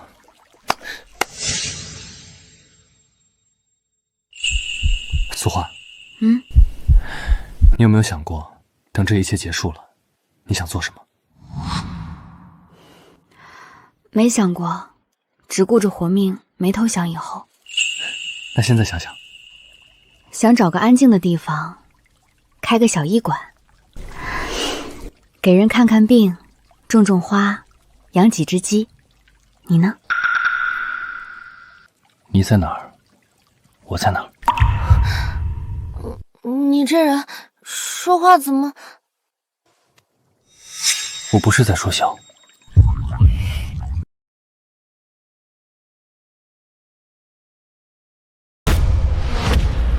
5000精兵，回来不到2000。梁成呢？梁将军在外后罪，让他滚进来！陛下饶命！臣实在是遇到了百年不遇的天灾。天灾？又是天灾！韩定国也说是天灾，梁成也说是天灾。朕的天灾怎么就专门帮着那些叛贼？陛下，那个苏画真的能预知天象？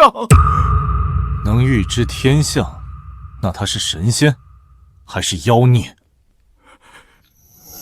臣不敢妄断，但他确实……够了！朕想明白了，为什么天灾不断，为什么叛军越剿越多？因为朕坐在京城里，靠你们这帮废物去打。陛下的意思是，朕要御驾亲征。陛下万万不可！您是95之尊，怎能亲临险境？是啊，陛下，京城的防务还需要您坐镇。坐镇？朕坐镇的还不够吗？坐镇到叛军从几百人变成了几千人，再坐镇下去，他们是不是就要打到京城了？朕这次要亲自去，让天下人看看，谁才是真命天子。陛下，那带多少兵马？朕把京城的禁军都带上，1万精兵。朕就不信打不过几千个乌合之众。备驾，3日后出征。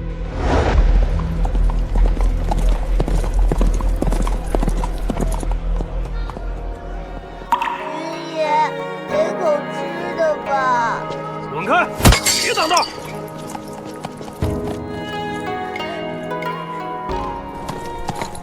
陛下，百姓们好像在议论什么。听说南边有个赤霄军，专门给百姓发粮食，真的假的？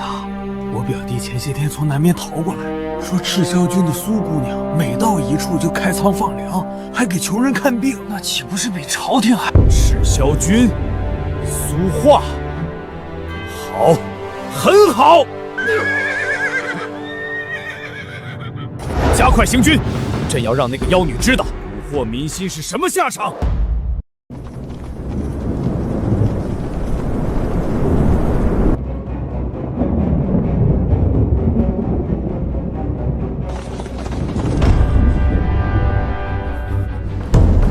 陛下，这天象不对。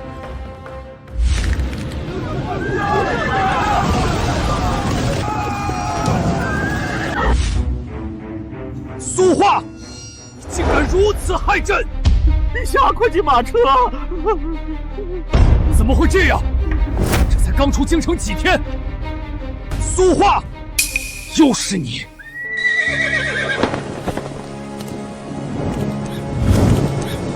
启奏陛下，禁军折损近半，粮草辎重损失惨重。废物，这点事都办不好！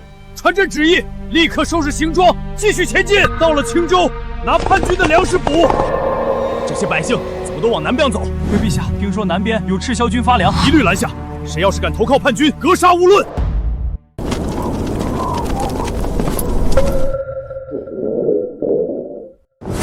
去，把那个老农的吃的拿来。军爷，这是我最后一口粮食了，我孙子还等着。陛下，是野菜糊糊，连粒米都没有。朕不喝这个，去前面的镇子找点像样的吃的。老天爷，这朝廷还不如那赤霄军。你说什么？你再说一遍！我说，赤霄军的苏姑娘到了我们村就给粮食，给百姓看病，你们朝廷的人只会抢。给我把这个老东西砍了！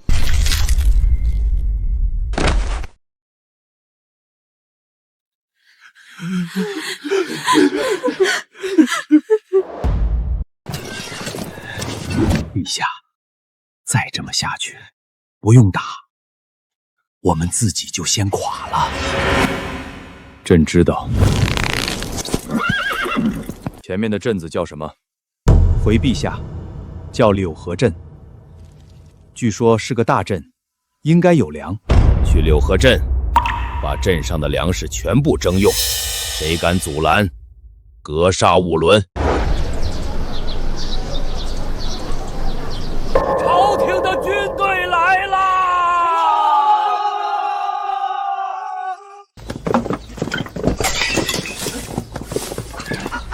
军爷，那是我孩子的口粮，求求你们留一点。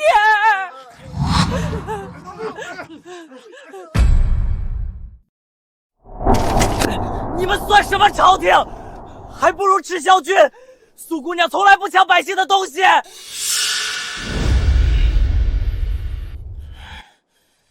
又是赤霄军，又是苏画。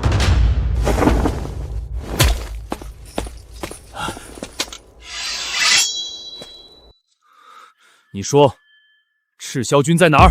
我不知道，就算知道，也不告诉你。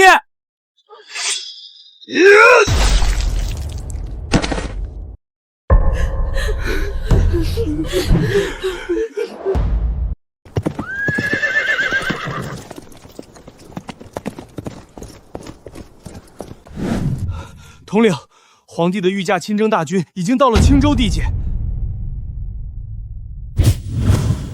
还有多少人？本来有1万精兵，但路上遇到冰雹，死伤3000多。后来又断粮，逃兵不断，现在大概只剩下5000人左右，而且个个饥饿疲弊。天助我也！我们只有3000人，其中1半是新兵。不，我们不跟他们打。不打？好，他们断粮了，我们有粮；他们士气低落，我们士气高涨；他们在明，我们在暗，为什么要硬拼？韩将军，你带1000人绕到他们后方，截断他们的退路。阿泽，你带1000人埋伏在柳口镇外的山丘上。我带剩下的人在营地里等着他们。统领，你只带1000人守营地，万一……没有万一。也对，皇帝现在又饿又累又气，他已经不是来打仗的，是来送死的。这就是赤霄军，不过是一群乌合之众。传令下去，准备进攻。陛下，士兵们已经3天没吃饱饭了，是不是先休息一下？休息？朕千里迢迢来到这里，就是为了休息。将士们，冲进去！里面的粮食、财物都是你们的。好饿，就是哪有力气打仗啊？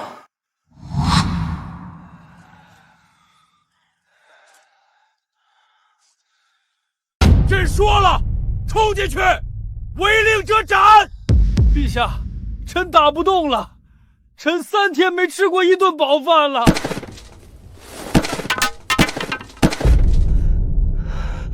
你们这是要造反吗？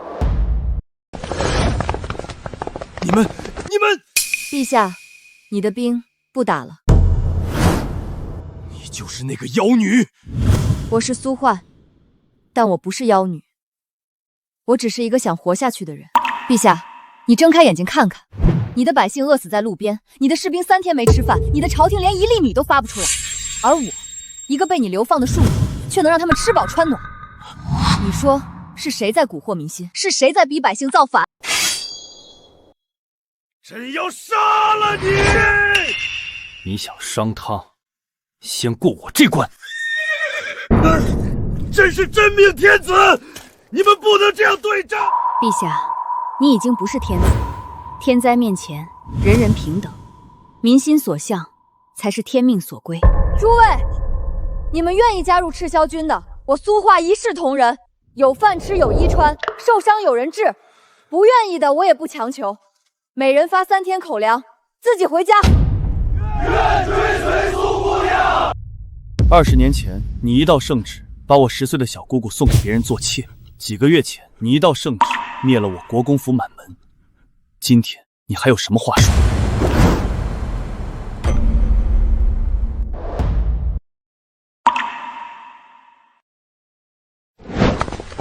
别哭了，伤眼睛。我不是伤心，我是高兴。大哥大嫂要是知道穆泽有今天，他们在九泉之下也能瞑目了。等小宝长大了，我要告诉他，他的命是幻姨救的，他这辈子都不能忘记这个恩情。统领，皇帝怎么处置？他还不能死。为什么？他活着，天下人就还有一个目标；他死了，各地的地方官会各自为政，天下会更乱。我们要先稳住局势，再考虑下一步。你的意思是？先软禁他，等我们站稳脚跟，再找一个合适的时机扶持新军。新军？谁？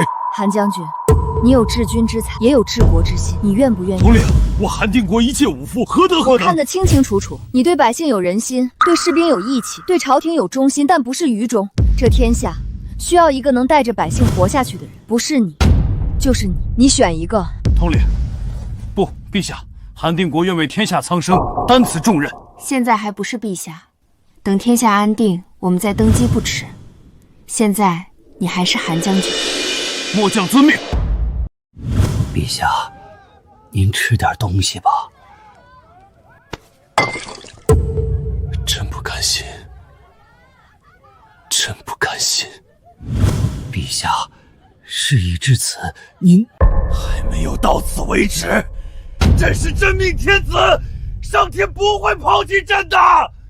天灾还没有结束，一定还有更大的天灾。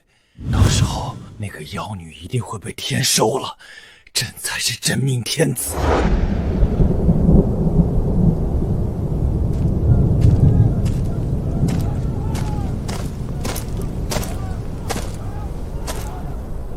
这是什么天象？洪水，比之前所有的天灾都大。统领，北方的河水位暴涨，已经淹了好几个村子了。前世这场洪水淹了半个青州，死的人比之前加起来还多。传令下去，挪到最高的山上，去把所有粮食物资全部装车，把所有人立刻往南撤，1个时辰内必须出发。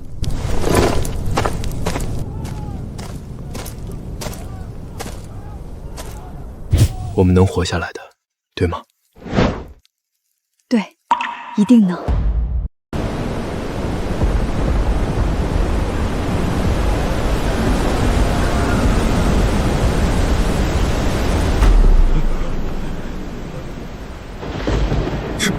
这是天罚。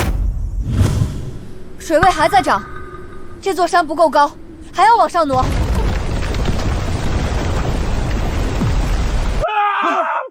朕要离开这里，朕要回京城。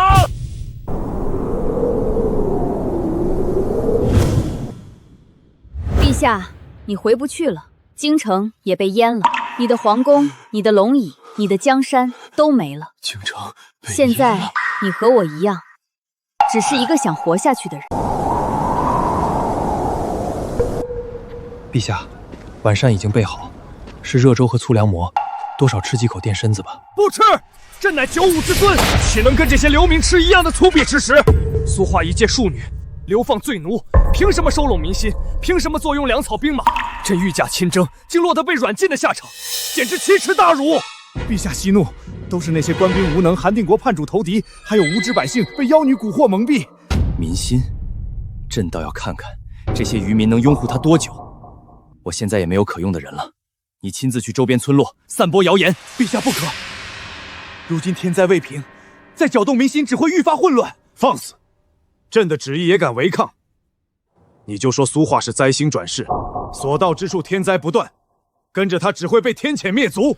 朕要亲手毁了他积载的民心，让百姓人人自危，主动背弃赤霄军。统领，周边几个村子都在传您是灾星转世，不少百姓赶再来投靠，还有人偷偷搬走了。是家政帝搞的鬼，此人都被软禁了，竟还在暗中作祟。无妨，他只会做这些上不得台面的小动作，谣言止于事实，不必强行辩解。传令下去，让沈娇娇和赵江南带着粮食药材，主动去往动摇的村落，免费义诊施药，分发口粮，帮百姓修缮被天灾损毁的房屋。竟敢坏朕的算计！好一个伶牙俐齿、笼络人心的庶女！谣言没用是吗？那朕就再添一把火，你去暗中破坏赤霄军的水源粮草通道。陛下万万不可！赤霄军守卫森严，暗中动手一易被发现，一旦激怒苏缓，恐对陛下不利。朕乃天子，他不敢动朕。只要断了他们的水源粮草，数千辽民必会内乱溃散，到时候不攻自破。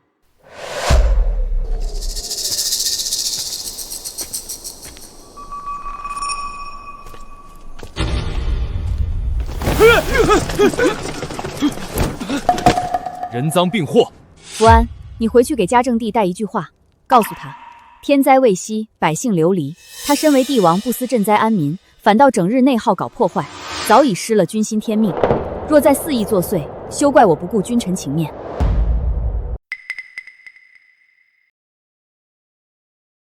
朕还有最后一招，朕要亲自毁坏周边良田秧苗，斩断果树。我要让他就算有良种有异能，也种不出庄稼。百姓没收成，迟早怨他无能。陛下万万不可！天灾刚过，百姓全靠这点青苗活命，毁田等于断苍生活路。您此举失尽最后天道人心。事到如今，朕不在乎民心，朕只要压过苏晃，只要他做不成乱世明君，朕就不算输。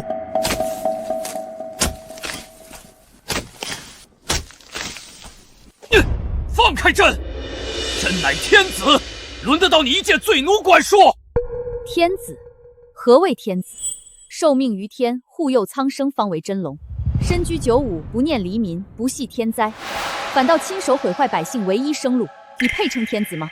朕的江山，朕想如何便如何。这群渔民本就该听命于朕，何须你一个庶女多管闲事？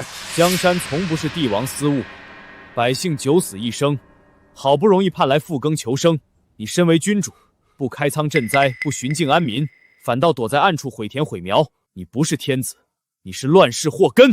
朕乃真命天子，天道本就该站在朕这边。你们叛臣逆女，迟早遭天谴。天道从不偏爱帝王，天道只佑良善，只护苍生。你身居高位，移功臣杀忠良，弃百姓，好猜忌，喜杀伐。天灾降临，你不想着救灾，只想铲除异己；民心离散，你不想着自省，只会造谣作祟，毁坏生计。我本是被你朝廷抄家流放的庶女，我本可以只管自保，独善其身。可我见过饿殍遍野，见过老幼流离，见过无助之人在天灾里无助等死，让我知道乱世从不是天造成的，是昏君的自私、猜疑与凉薄一步步逼出来的。你坐拥皇宫锦衣，山珍海味，是百姓草芥；我们身处荒野流离，粗茶淡饭，却拼尽全力护一方生灵安顿，何为君道？敬天爱民，容贤自省，你一样都做不到，早已失君德，失民心。屡次暗中造谣惑众，残害流民，毁坏耕田生计，已是罪无可赦。按军法，本可当众论处，以儆效尤。不必动杀念，杀你易，安民心难；罚你易，醒世人难。把你今夜所作所为，帝王所作所为，如实告知所有流民、周边村镇百姓，让天下人自己辨是非。让苍生自己定人心。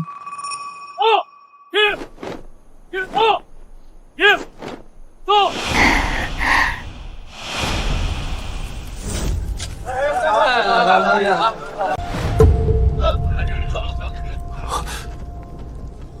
怎么会？这些百姓本该臣服于朕，为何偏偏拥护一个罪奴女子？难道我引以为傲的皇权朝堂，如今竟真比不上一个庶女的人心与智谋吗？如今民心尽归赤霄军，兵力粮草充足，天灾暂时平息，正是安定四方的好时机。乱世安定，不在于拥兵夺权，在于让百姓有饭吃、有房住、有病可医。韩将军心怀苍生，品行仁厚，是最合适的新君人选。这个庶女竟不贪恋权位，还要扶持他人登基，彻底取代自己的大周江山。朕自诩真命天子，视百姓为草芥，视功臣为隐患。而一个重生庶女，却能扛起乱世重担，护万千流民安屯。朕输了，输得一败涂地，输了民心，输了江山，输了天命。听说了吗？当今皇上只顾自己享乐，猜忌功臣，天灾来了不赈灾，反倒派人毁我们田地，散播谣言害人。反观苏姑娘救人送粮治病，帮我们重建家园，谁是明君，谁是昏君，一眼就看得明白。我输了，不是输在兵马，不是输在天灾，是输在人心，输在德行，输在我从来没把百姓当人。陛下，事已至此，安分静养，至少能保一条性命。安分？我还有资格不安分吗？我造谣搞破坏，毁良田，害百姓，用尽卑劣手段，依旧挡不住他步步崛起。他不恋皇权，不争王位，只想护苍生。我坐于天下，却只剩猜疑、残忍、自私。所谓真命天子，不过是我自欺欺人的笑话罢了。天道不佑昏君，民心不负暴君，我彻底输了，心也碎了。陛下驾崩了！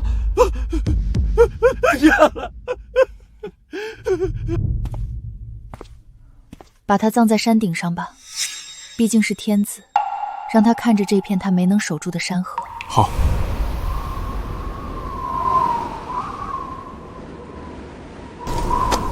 一路走好。百姓还在，日子还要过下去。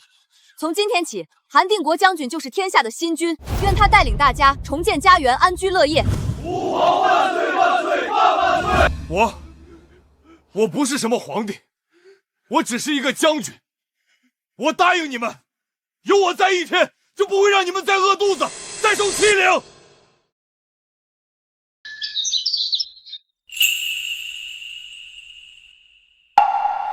婉儿，你真的不留下了？韩将军说了，封你为国师。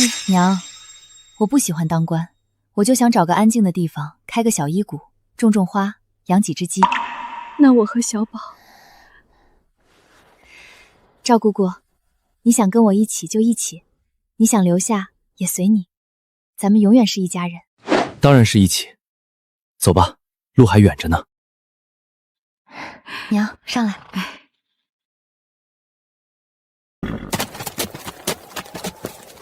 这辈子你去哪儿，我去哪儿。前世我死在棺材里，连个收尸的人都没有。这一世我有娘，有姑姑，有小宝，还有他。末世虽然可怕，但人心暖了，天灾也不怕了，日子总会好起来的。苏大夫，您开的药真管用，我吃了3天，咳嗽就好了。那就好，回去多喝水，别着凉。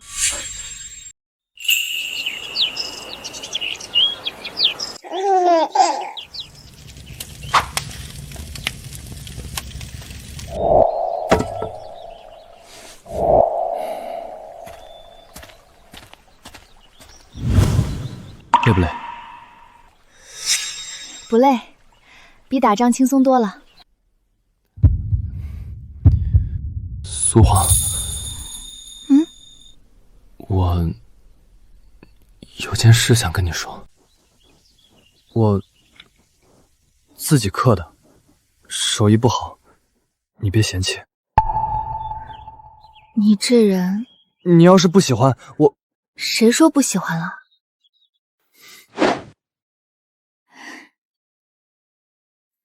成了，早该成了。